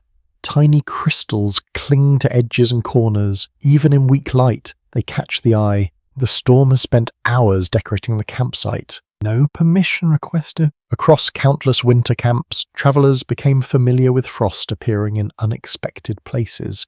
Water buckets, harness buckles, wagon hardware, and even clothing could develop delicate layers of ice during especially cold nights. The The prairie constantly reminded people that warmth was temporary and required effort to maintain. You reach toward a nearby strap. The leather feels stiff, not unusable, just less cooperative than yesterday. Winter changes the personality of objects. A rope becomes rigid, a blanket becomes precious. A metal buckle becomes something you prefer not to touch without a good reason. The snowfall continues its patient work. Tiny flakes drift sideways through the darkness.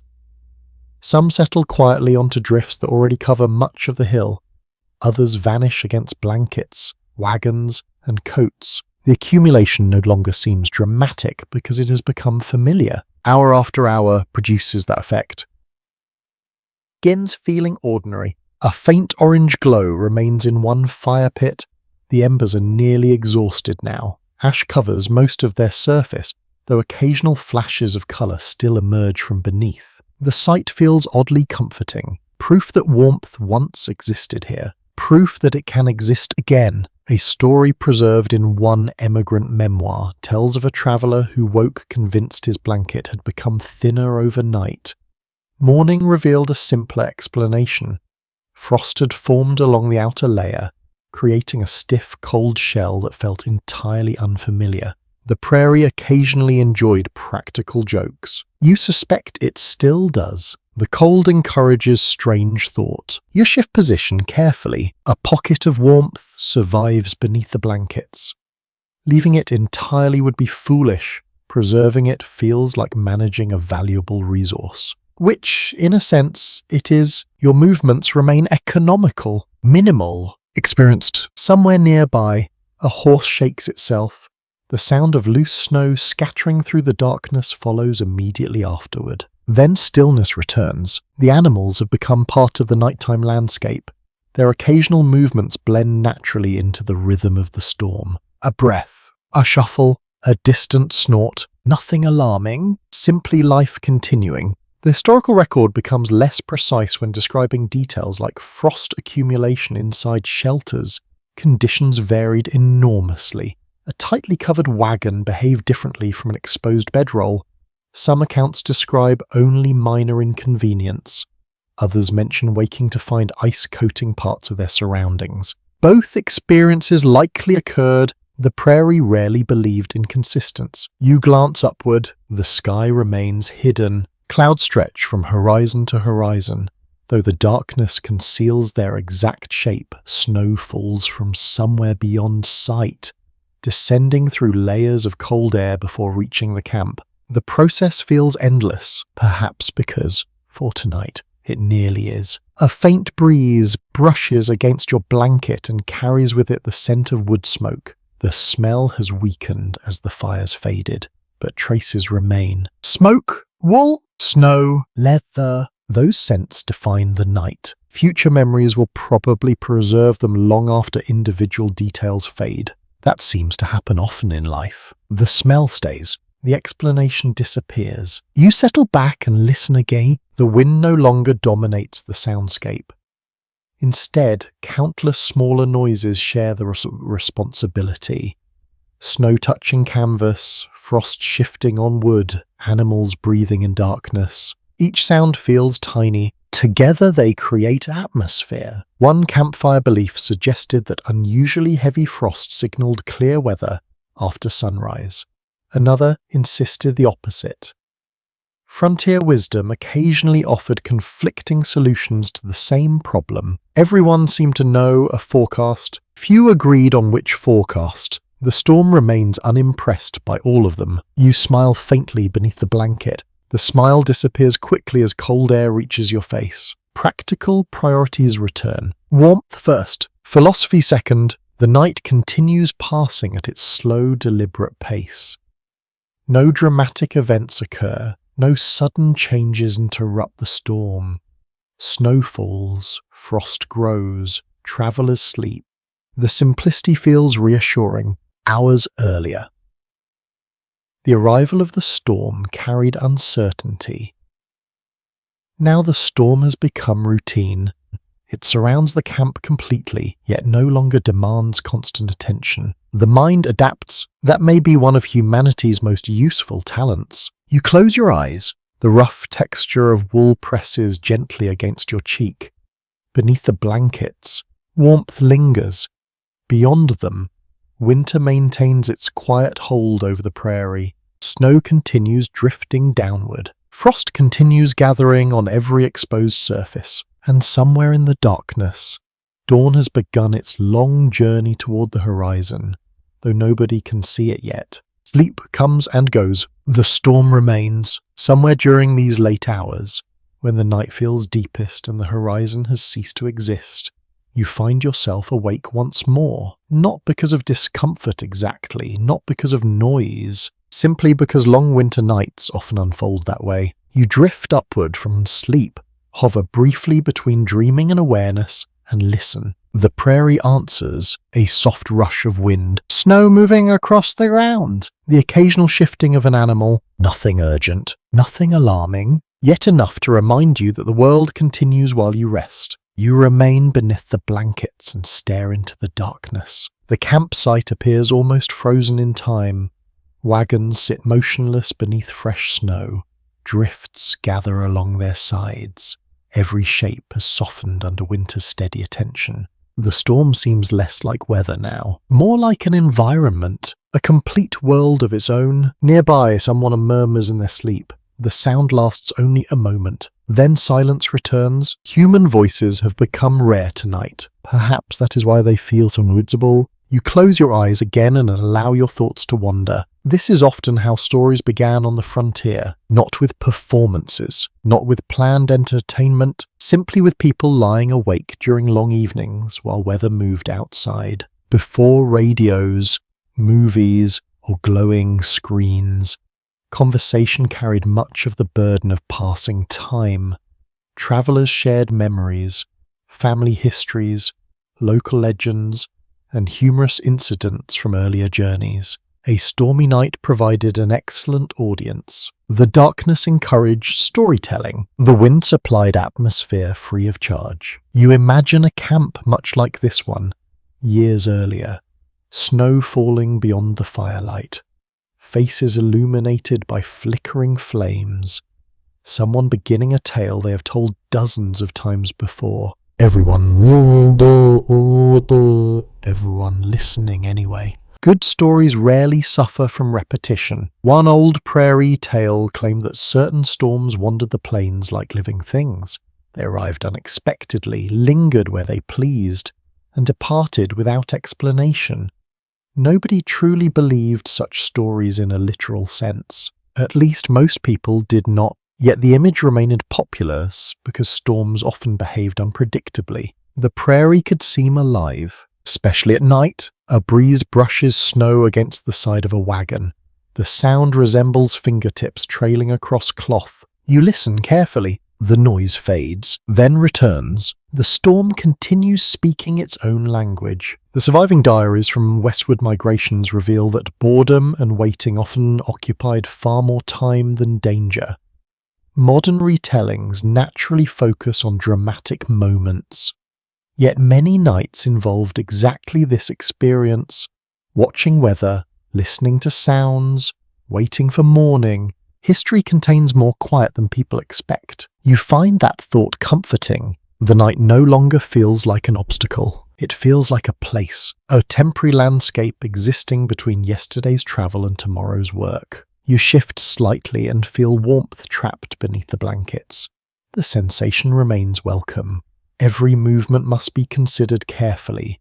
Too much adjustment releases precious heat. Too little creates stiffness. A balance must be maintained. The prairie frequently demanded compromise. A small sound reaches your ears from somewhere beyond camp. A coyote again, or perhaps several. Their calls drift across the snowy darkness and vanish into the wind.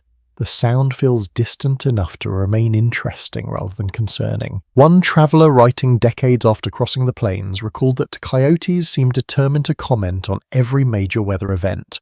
Whether the animals actually cared about storms remains doubtful, but the observation survived because it captured something memorable about prairie nights. The animals were always there, seen or unseen, heard more often than observed. You imagine those distant shapes moving through snow-covered grasslands beyond the circle of human shelter. The thought feels oddly peaceful. The prairie belongs to many inhabitants. Travelers are only passing through. A question occasionally emerges when historians compare different recollections of trail life. Did people remember nights like this accurately years later?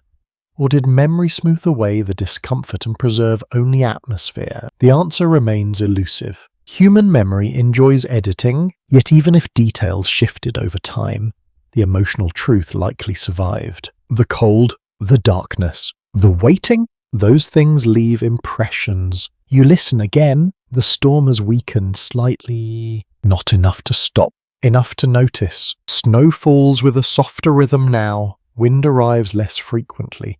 The night feels calmer than it did earlier. Perhaps dawn is approaching. Not visibly, not yet, but something has changed. The air carries a different mood. An old camp superstition suggested that telling ghost stories during snowstorms invited additional bad weather.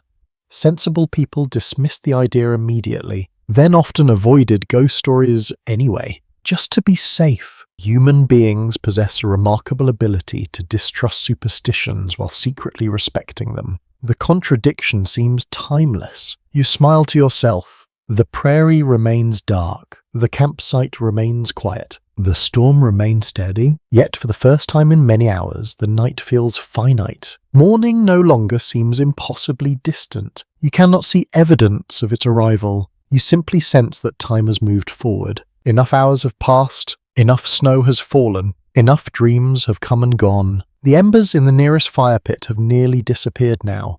Only faint points of red remain hidden beneath ash. Their glow appears fragile, yet somehow persistent. A fitting symbol for the camp itself. Small, temporary, enduring. You close your eyes once more. The rough blanket settles around your shoulders. The scent of smoke lingers faintly in the fabric. Outside, winter continues covering the prairie in silence. Snow drifts across wagons. Wind brushes against canvas. Animals rest. Travelers dream. And somewhere beyond the unseen horizon, dawn slowly gathers strength while the stories of the night continue fading into sleep. The fire finally begins to lose the argument. It has fought admirably for hours. Glowing coals and dancing flames pushed back against the cold surrounding the campsite. They warmed hands, cooked meals, illuminated faces, and offered comfort whenever the storm felt larger than the people beneath it. But every fire reaches a moment when exhaustion catches up. This one has arrived. You whack again and notice it immediately. The orange glow that once stretched across nearby snow has faded to a handful of embers buried beneath ash. Their light flickers weakly whenever a breeze stirs the remains, then settles again. The sight feels strangely emotional, not alarming, just reflective. The night is changing. You remain wrapped beneath blankets and watch the dying fire from a distance. There is no urgency, no emergency. The camp planned for this long ago. Fuel was conserved and sleeping arrangements were prepared. People expected the fire to shrink before dawn. Still, seeing it happen creates a subtle shift in atmosphere. The darkness feels deeper. The cold feels closer. The prairie seems to lean in. You pull the blanket higher around your shoulders. An excellent strategic decision. The warmth trapped beneath the fabric feels increasingly valuable now. Every pocket of heat matters. Every layer contributes. The storm outside continues moving quietly across the landscape. Snow still falls, though less heavily than before. The wind arrives in occasional waves rather than constant gusts. The prairie appears calmer, not warmer, just calmer. Generations of travelers learned that nighttime fuel management could become surprisingly important. Wood was not equally available everywhere across the Great Plains. In some regions, people relied on sparse brush, collected debris, or alternative fuel sources when timber proved scarce. The image of endless campfires belongs more comfortably in paintings than reality. Out here, fuel often required effort, and effort encouraged caution. You study the embers again, tiny points of red glow beneath grey ash. They resemble distant lanterns viewed through fog. Every so often, a small section brightens briefly before fading once more. The fire is not gone, merely resting. A faint scent of smoke lingers in the air, less intense than earlier, more delicate. The smell mixes with snow, cold air, and damp wool. Together they create a fragrance unique to winter camps. One day, years from now, a similar scent might instantly transport someone back to a night like this. Memory often works through unexpected pathways. A soft thump interrupts your thought. Snow sliding from a wagon roof. The sound lasts only a second. Then silence returns. Around the campsite, everyone remains asleep or nearly asleep.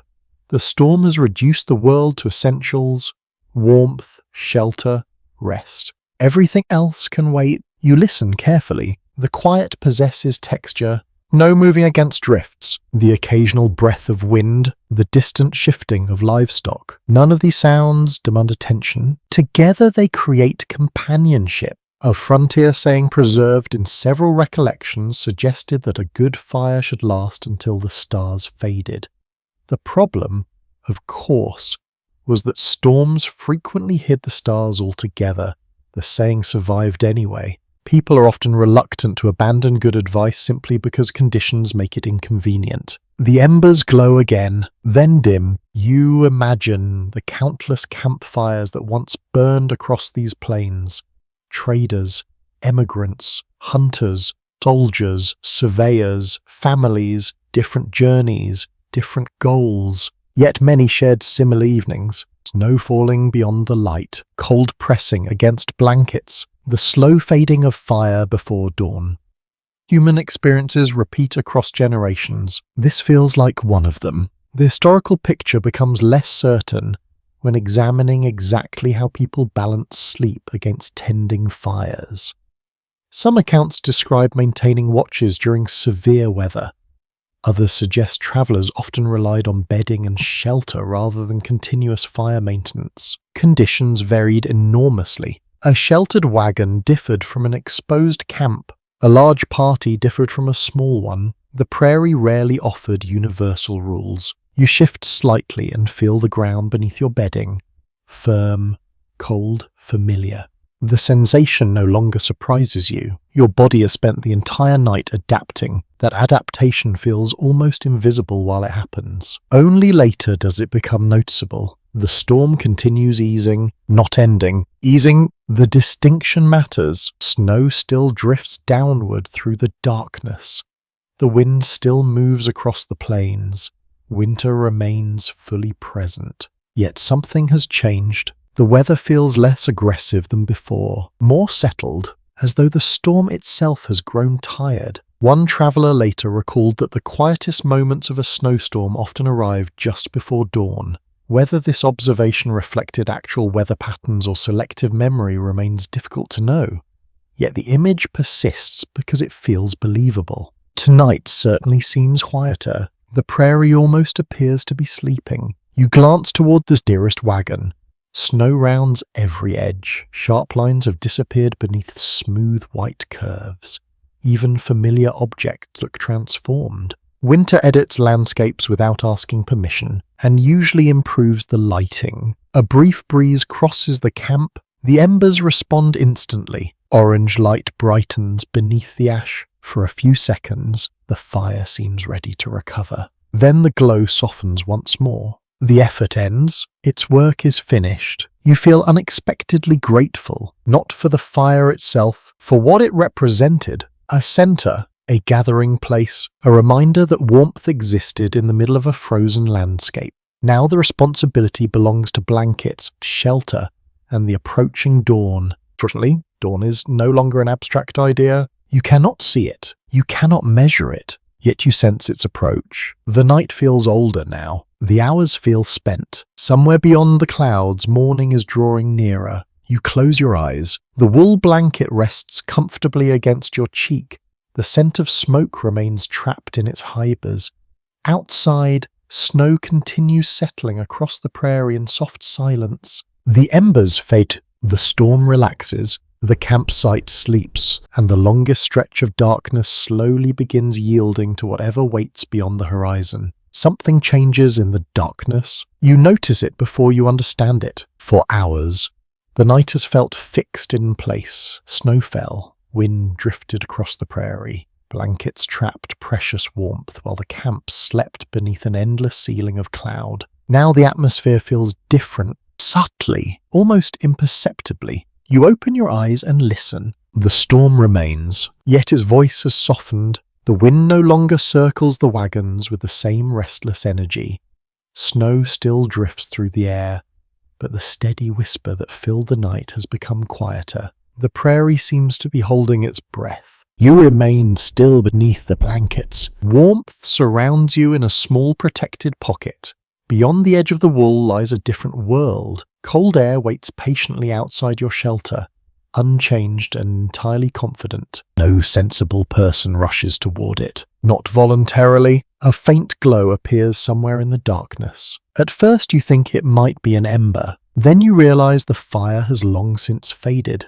The glow comes from the snow itself. The landscape has become brighter, only slightly, yet enough to notice. You stare into the darkness and gradually make out familiar shapes.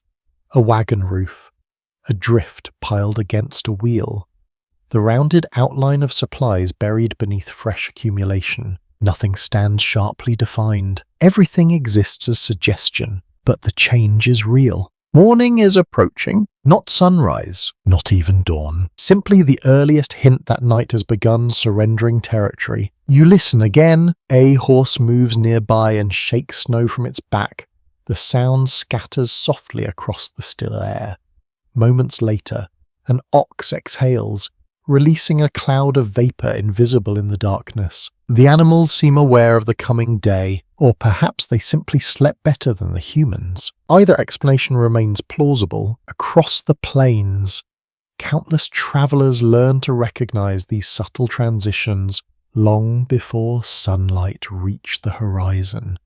Changes in sound, light, and temperature often hinted that morning was slowly advancing through the darkness. You can feel it now. The night no longer seems endless. A small crust of frost has formed along the outer edge of your blanket. You brush it away carefully. Tiny crystals tumble onto the snow below. The movement catches your attention. Each crystal sparkles briefly, then vanishes into the white surface. Winter spends extraordinary effort creating beauty that lasts only seconds. The thought feels appropriate for this hour. You sit up slightly and pull the blanket tighter around your shoulders.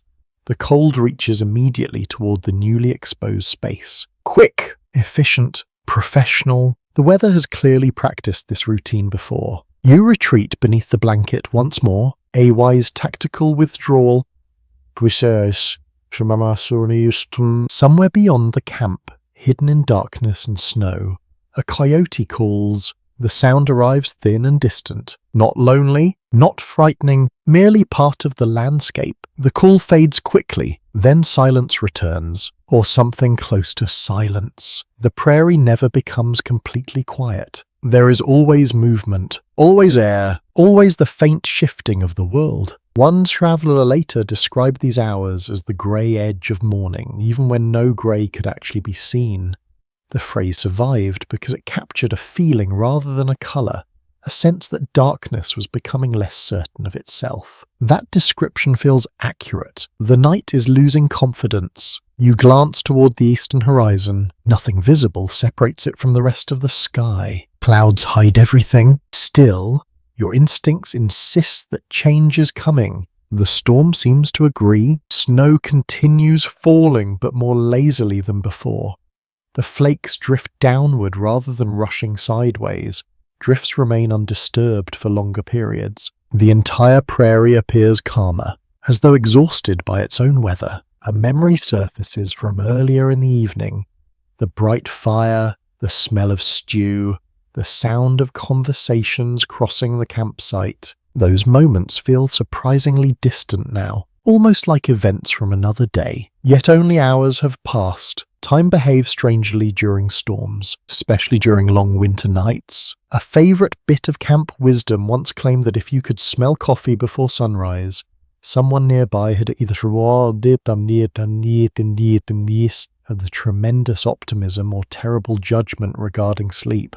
Both possibilities seem equally frontier-like. You smile at the thought. No coffee appears yet. The camp remains asleep. For now, snow rests atop wagons, blankets, and supplies. Smooth curves replace hard angles. Tracks have vanished beneath fresh accumulation. The hill itself looks transformed into a gentle white island floating in darkness. The landscape has become unfamiliar. Morning will reveal just how unfamiliar. You shift again and listen to the sounds around you. A faint creak from wood, a rustle of canvas, the soft breath of animals. These noises feel less isolated than before. Somehow they belong together now. The campsite seems to be waking in tiny increments even though most people remain asleep. The process resembles a theatre before a performance. Small signs, quiet preparation, nothing dramatic. Yet something is beginning. The exact experience of these pre-dawn hours varied enormously from traveller to traveller. Some recollections describe deep peaceful sleep. Others recall constant waking and endless discomfort. Human beings rarely experience the same night in exactly the same way, yet nearly everyone remembered the approach of morning. Hope has a way of making itself memorable. You settle back onto the bedding. The blankets remain warm, the air remains cold, the storm remains present, but the balance has shifted. For the first time since sunset, you can sense an ending approaching. Not the end of the journey, not the end of winter, simply the end of this long snow-filled night. The thought brings quiet comfort. You close your eyes once more. Outside, the prairie waits beneath its blanket of white, and somewhere beyond the hidden horizon, dawn continues moving steadily closer. You wake to a world that did not exist yesterday. For a moment, you remain still beneath the blankets, uncertain what seems different. Then your eyes open fully, and the answer becomes obvious. Not sunlight, not yet, but enough pale morning brightness to reveal the prairie once more. The transformation is astonishing. Where darkness concealed everything during the night, dawn now reveals a landscape completely reshaped by snow, the hilltop, the wagons, the animals, the drifts, even the smallest details of camp wear a fresh white covering. The storm has left its signature everywhere. You sit up slowly. Cold air greets you immediately. Ruder, predictable, very much on schedule. A cloud of breath escapes into the morning air. The vapor lingers briefly before dissolving. Around you, other signs of waking life begin appearing. A wagon cover shifts. Someone coughs. An animal shakes loose a shower of snow. The camp is emerging from hibernation. You pull the blanket around your shoulders and look outward. The prairie stretches endlessly in every direction once again, yet it hardly resembles the landscape from yesterday afternoon. Gentle rises have become smooth white waves. Wagon tracks have disappeared beneath fresh accumulation. Familiar landmarks appear softer, rounder, quieter. Winter has edited the scenery overnight and done a surprisingly thorough job. The snowfall has mostly ended. A few flakes still drift lazily through the air, but the storm itself seems to be withdrawing. The wind remains present, though greatly diminished. Instead of roaring across the grasslands, it merely wanders through them. The change feels almost peaceful. You step carefully from the bedding. The first contact between your boots and the snow produces a satisfying crunch. A simple sound, a memorable one. Every traveller who crossed these plains became familiar with that noise eventually. The fresh snow feels dry and powdery beneath your feet. Each step leaves a sharply defined print. The untouched surface surrounding camp appears almost too perfect to disturb. Almost practical necessities quickly overcome artistic hesitation. Nearby, an ox stands partially covered in snow. The animal resembles a patient statue carved from white stone. It blinks slowly, exhales a cloud of vapor, and resumes chewing with admirable dedication. The storm clearly failed to interrupt breakfast plans. Some priorities remain eternal. You walk a short distance through mere snow reaches higher than expected in certain places. Drifts have formed against wagon wheels and along the sheltered sides of equipment. The landscape tells the story of the night's wind patterns with remarkable precision. Drift records movement. Each curve records direction. The prairie has written notes across its own surface. Countless emigrants recorded similar mornings in diaries and letters. Fresh snowfall could transform familiar camps into entirely new environments. Travelers often spent the first moments after waking simply looking around and absorbing the changes. You understand the impulse. The view deserves attention. Sunlight remains hidden behind clouds, yet the morning feels bright compared to the darkness of earlier hours. Snow reflects every available ray.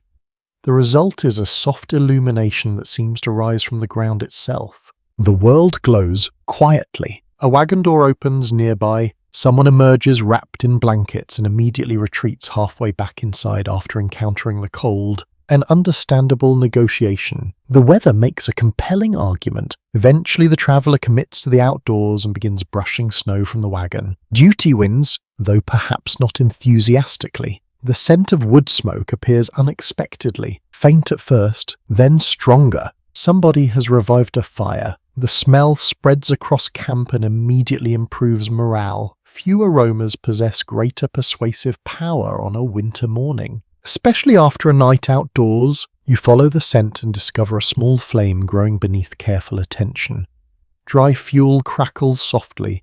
Thin smoke rises into the pale air. The sight feels almost ceremonial. A new day beginning, a new source of warmth. The cycle continues. One emigrant later joked that frontier mornings often began with three important questions. How cold is it? How much snow fell? And where is the coffee? The priorities seem reasonable, perhaps even timeless. You glance toward the eastern horizon. The clouds are beginning to thin. Not dramatically, enough to reveal subtle brightness behind them. The storm is truly leaving now. Its work is finished. Researchers studying migration routes often note how weather influenced daily travel decisions. A snowstorm did not automatically halt progress for long periods, but it could alter schedules, routes, and expectations. Fresh conditions required fresh evaluations. The prairie demanded flexibility. Rigid plans rarely enjoyed long careers. You kneel beside a drift and brush away loose snow with one gloved hand. Beneath the surface lies another layer, then another. The accumulation is not overwhelming, but it is substantial enough to require attention. Morning will involve work. There is no avoiding that conclusion. Yet the realization does not feel discouraging. Not after surviving the night. A small flock of birds crosses the sky overhead. The sight catches your attention immediately. Movement, life, color against pale clouds. The birds vanish toward the horizon within seconds, but they leave behind a subtle sense of optimism. The world is waking, not just the camp, the prairie itself. You continue looking across the snow-covered landscape. Yesterday's storm now belongs to memory. The wind that seemed endless has quieted. The darkness that concealed everything has retreated. In its place stands a fresh morning stretching across hundreds of miles of white grassland. Cold, beautiful, immense. The night is over. The prairie remains, and for a few peaceful moments before the day's labor begins, you simply stand in the snow and admire what winter created while everyone slept. Admiring the snow and dealing with the snow turn out to be two very different activities. The first is pleasant, the second begins immediately. The moment the camp fully wakes, people start discovering exactly how much work the storm has left behind. Fresh drifts surround wagon wheels. Ropes disappear beneath powder, supplies seem to have migrated under white mounds during the night. The prairie has rearranged everything. Now the camp must rearrange it back. You take a few careful steps through the snow. The surface crunches beneath your boots with a satisfying rhythm.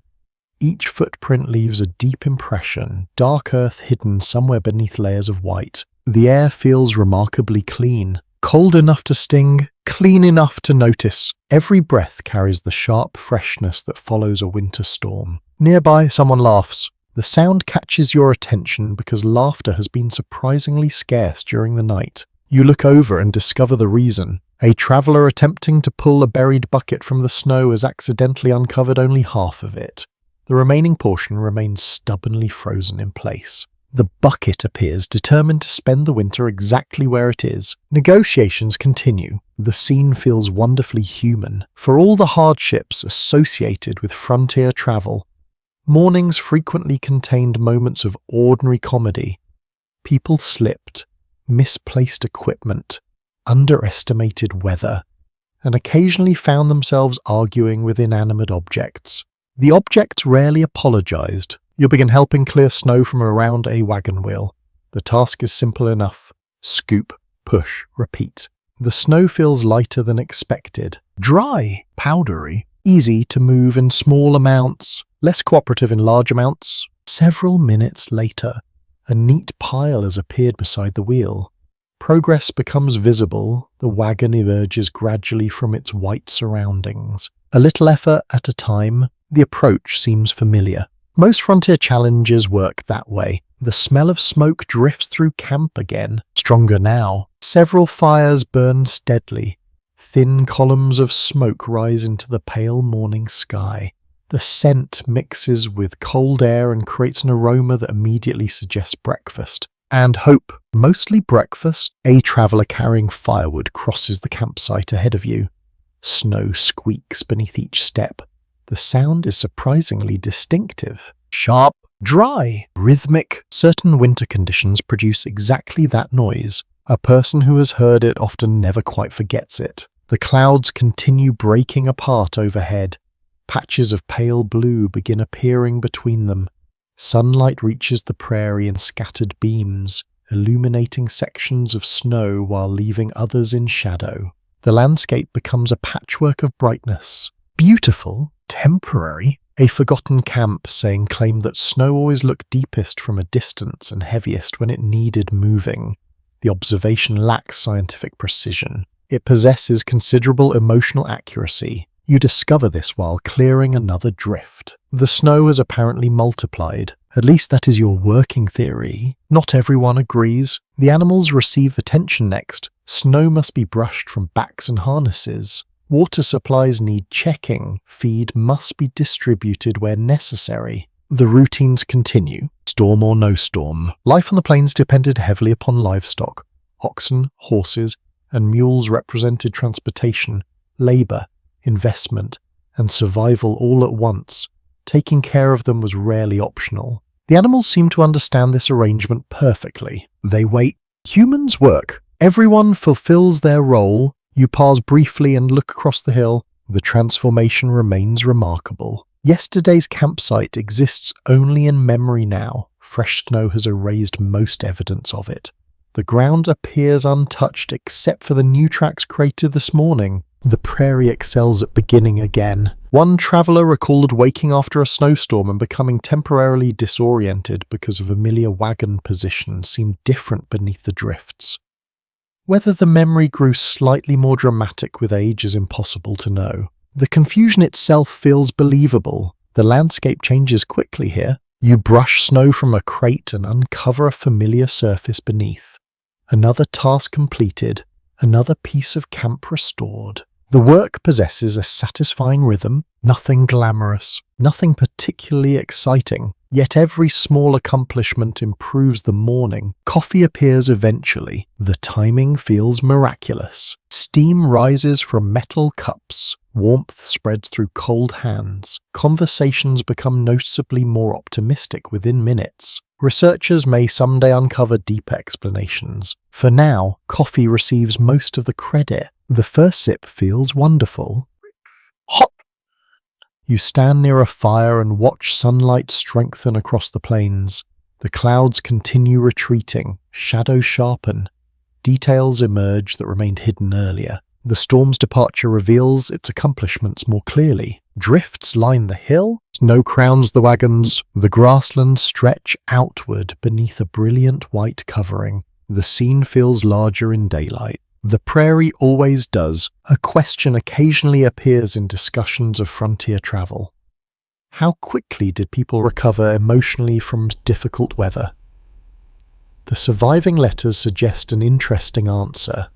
Often, surprisingly quickly. A hard night ended, morning arrived, work began, life continued. Human resilience rarely announces itself with speeches. More often it looks like somebody brushing snow off a wagon and getting on with the day. You finish another task and straighten up.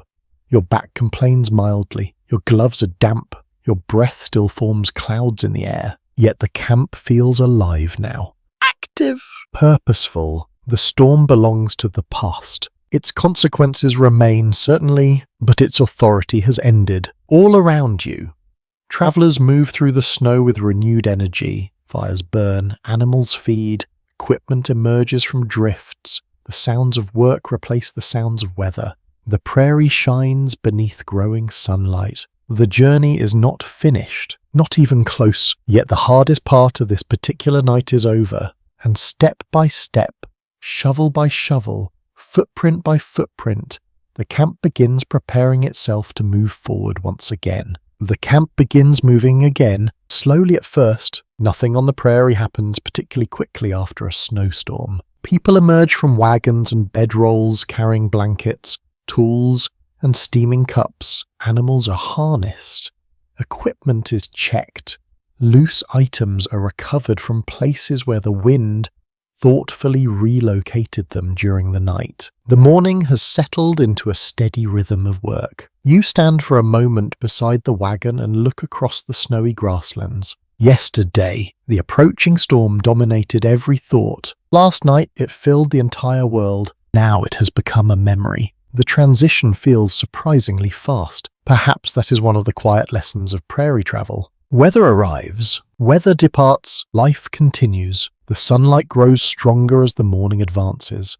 Blue patches widen between retreating clouds. Bright reflections shimmer across untouched snowfields. Every drift casts delicate shadows along its edges. The prairie seems larger than ever. Winter has simplified the landscape. Grass, sky, snow, nothing else feels necessary. You brush loose snow from a wagon rail and watch the powder tumble to the ground. Tiny crystals sparkle briefly in the sunlight before disappearing into the larger white blanket surrounding the cow. Beauty appears everywhere this morning. Small beauty, temporary beauty, the kind people often overlook when they're busy. A traveller nearby pauses to stretch and studies the horizon for several seconds.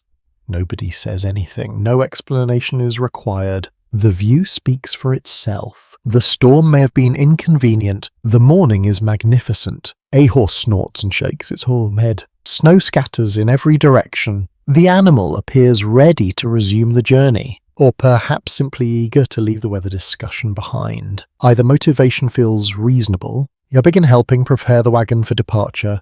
Straps are checked, covers adjusted, supplies secured against the movement of the road ahead. The work feels familiar, comfortingly familiar. After a long night, ordinary tasks become reassuring. There is satisfaction in simple routines. A buckle fastened correctly, a rope tied securely, a wheel inspected and found trustworthy. The journey west demanded countless small acts of competence. Most never appeared in dramatic stories, yet they mattered enormously.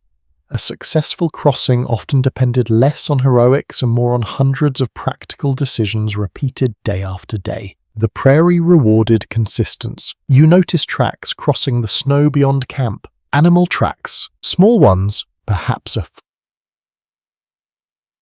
perhaps something else. The prints weave between drifts before disappearing toward a distant rise. The sight sparks curiosity. While the camp slept, life continued across the plains. Creatures moved through the darkness. Snow fell, wind shifted. The prairie remained active even when unseen. That thought feels strangely comforting. The world is always larger than your immediate experience. Someone jokes that the snowstorm must have heard complaints about the coffee and decided to leave. The remark earns several tired smiles. Nobody believes it. Nobody challenges it either. A good joke on a cold morning deserves generosity. The fires burn lower as departure preparations continue. Their purpose has shifted during the night.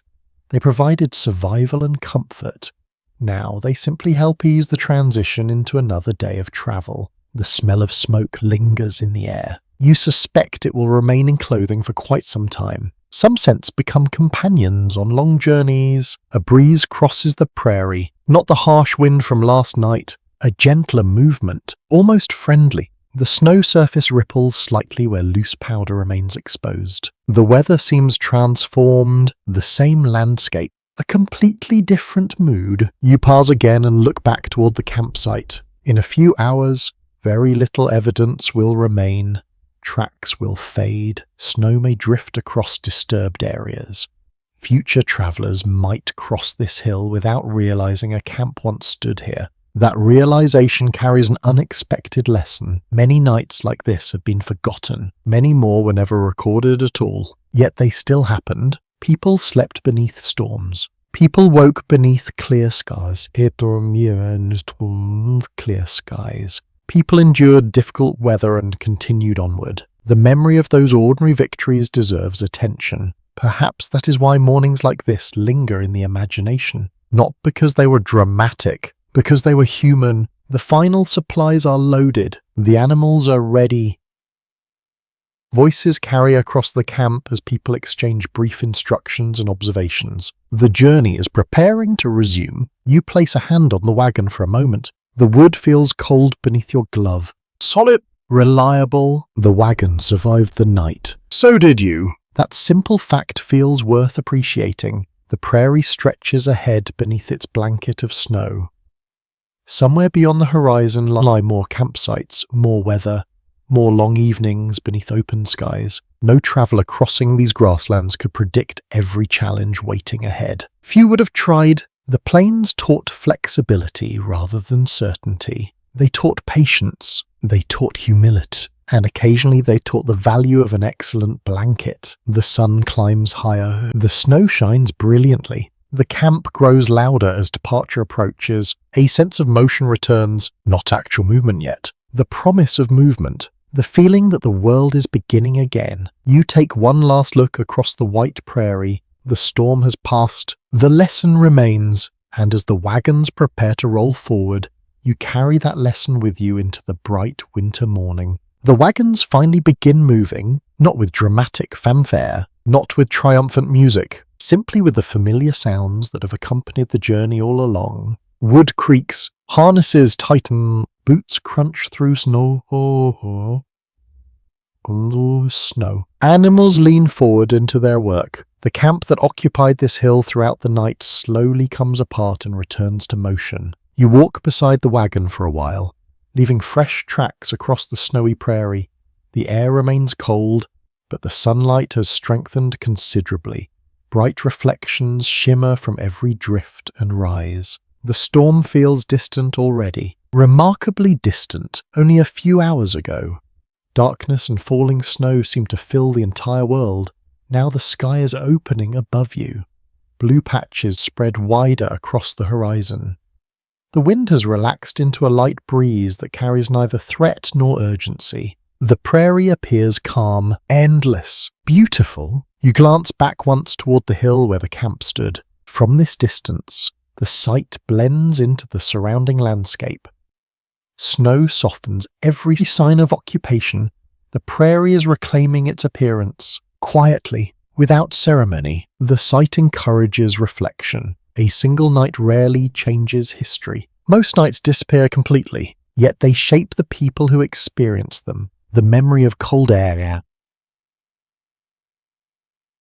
against your feet, the smell of smoke trapped in wool blankets, the sound of snow brushing against canvas, the sight of dawn arriving across a white horizon. These details remain. They become part of the journey, part of the traveller. You continue walking. The wagon wheels leave fresh tracks behind. Animals exhale clouds into the morning air. Sunlight flashes from patches of ice hidden among the snow. The landscape feels alive again. Not because the prairie changed, because daylight returned. There is a difference. One thing the plains taught repeatedly was perspective.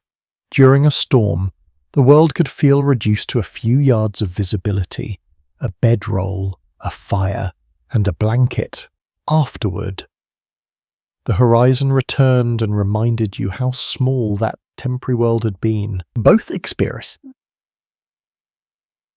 were real. Both mattered. The contrast taught its own lesson. A traveller nearby pauses briefly to adjust a strap.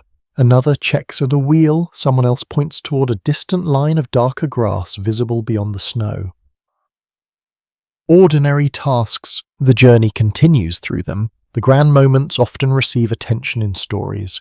River crossings, mountain passes, dramatic storms. Yet much of life happened between those events. Walking, waiting, working, sleeping, beginning again each morning. The prairie knew that you find yourself looking across the snow-covered grasslands one more time. The storm left no monument behind, no marker announces where it happened.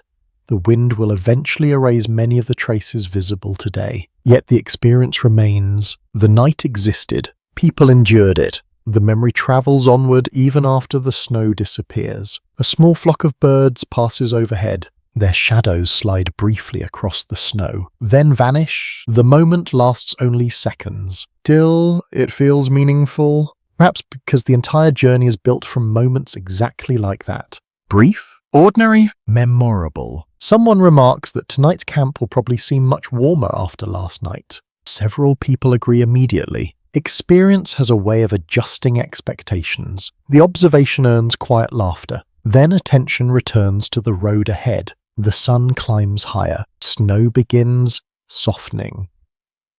In places where its light lingers longest, tiny droplets sparkle along exposed surfaces.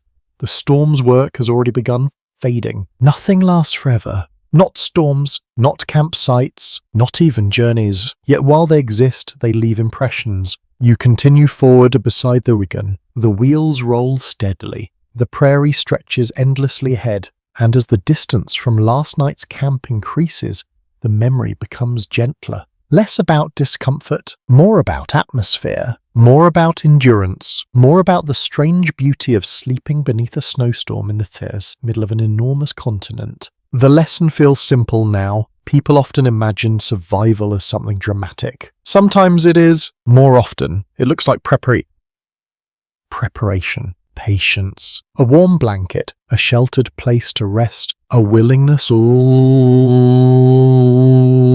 to greet morning when it arrives. The prairie asked for those qualities repeatedly. Travelers answered as best they could. And so the journey continues. The hill disappears behind you. The tracks extend ahead. The storm becomes part of the past. Yet its memory remains, woven into the larger story of the road west and the countless people who crossed these grasslands before the modern world arrived. As the wagons move steadily across the bright winter landscape, your thoughts begin to slow. The horizon stretches farther and farther. The sounds of travel settle into a comfortable rhythm, and the vast prairie seems almost peaceful now, the kind of peace that arrives after difficulty, the kind that feels earned. For a few moments longer, simply imagine the snow shining beneath the morning sun. Imagine the wagons moving steadily across the white plains. Imagine the cold air growing gentler with every mile, and allow the memory of that long winter night to drift quietly into the distance. The prairie remains, the journey remains, the story remains, and somewhere beyond the next horizon, another evening will eventually arrive. But not yet. For now, there is only light, only open sky, only the endless grasslands stretching toward tomorrow. Now let the pace slow even further. The storm has passed. The work is finished. The wagons move steadily onward across the prairie, their wheels turning with calm certainty beneath the bright winter sky. You no longer need to think about the cold. You no longer need to listen for changes in the wind. The long night belongs to memory now. Imagine the snow-covered grasslands extending in every direction, quiet beneath the gentle sunlight. The drifts sparkle softly.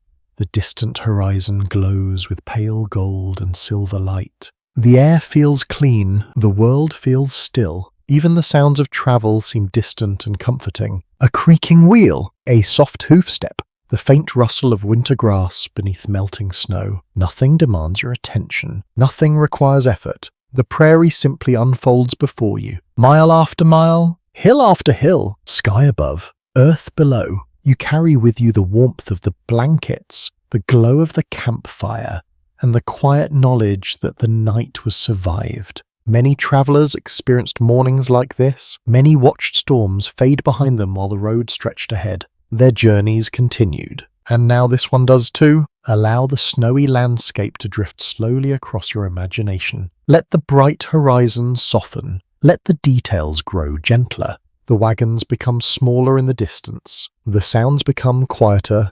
The prairie becomes peaceful and endless beneath the winter sky, and as the memory of the storm fades into calm silence, you can rest knowing that morning arrived, the snow settled, and the great grasslands remained exactly as they always had. Wide, patient, enduring, a place where one long winter night becomes part of a much larger story. A story now growing quieter, and quieter still, until there is only stillness and rest. Sleep well.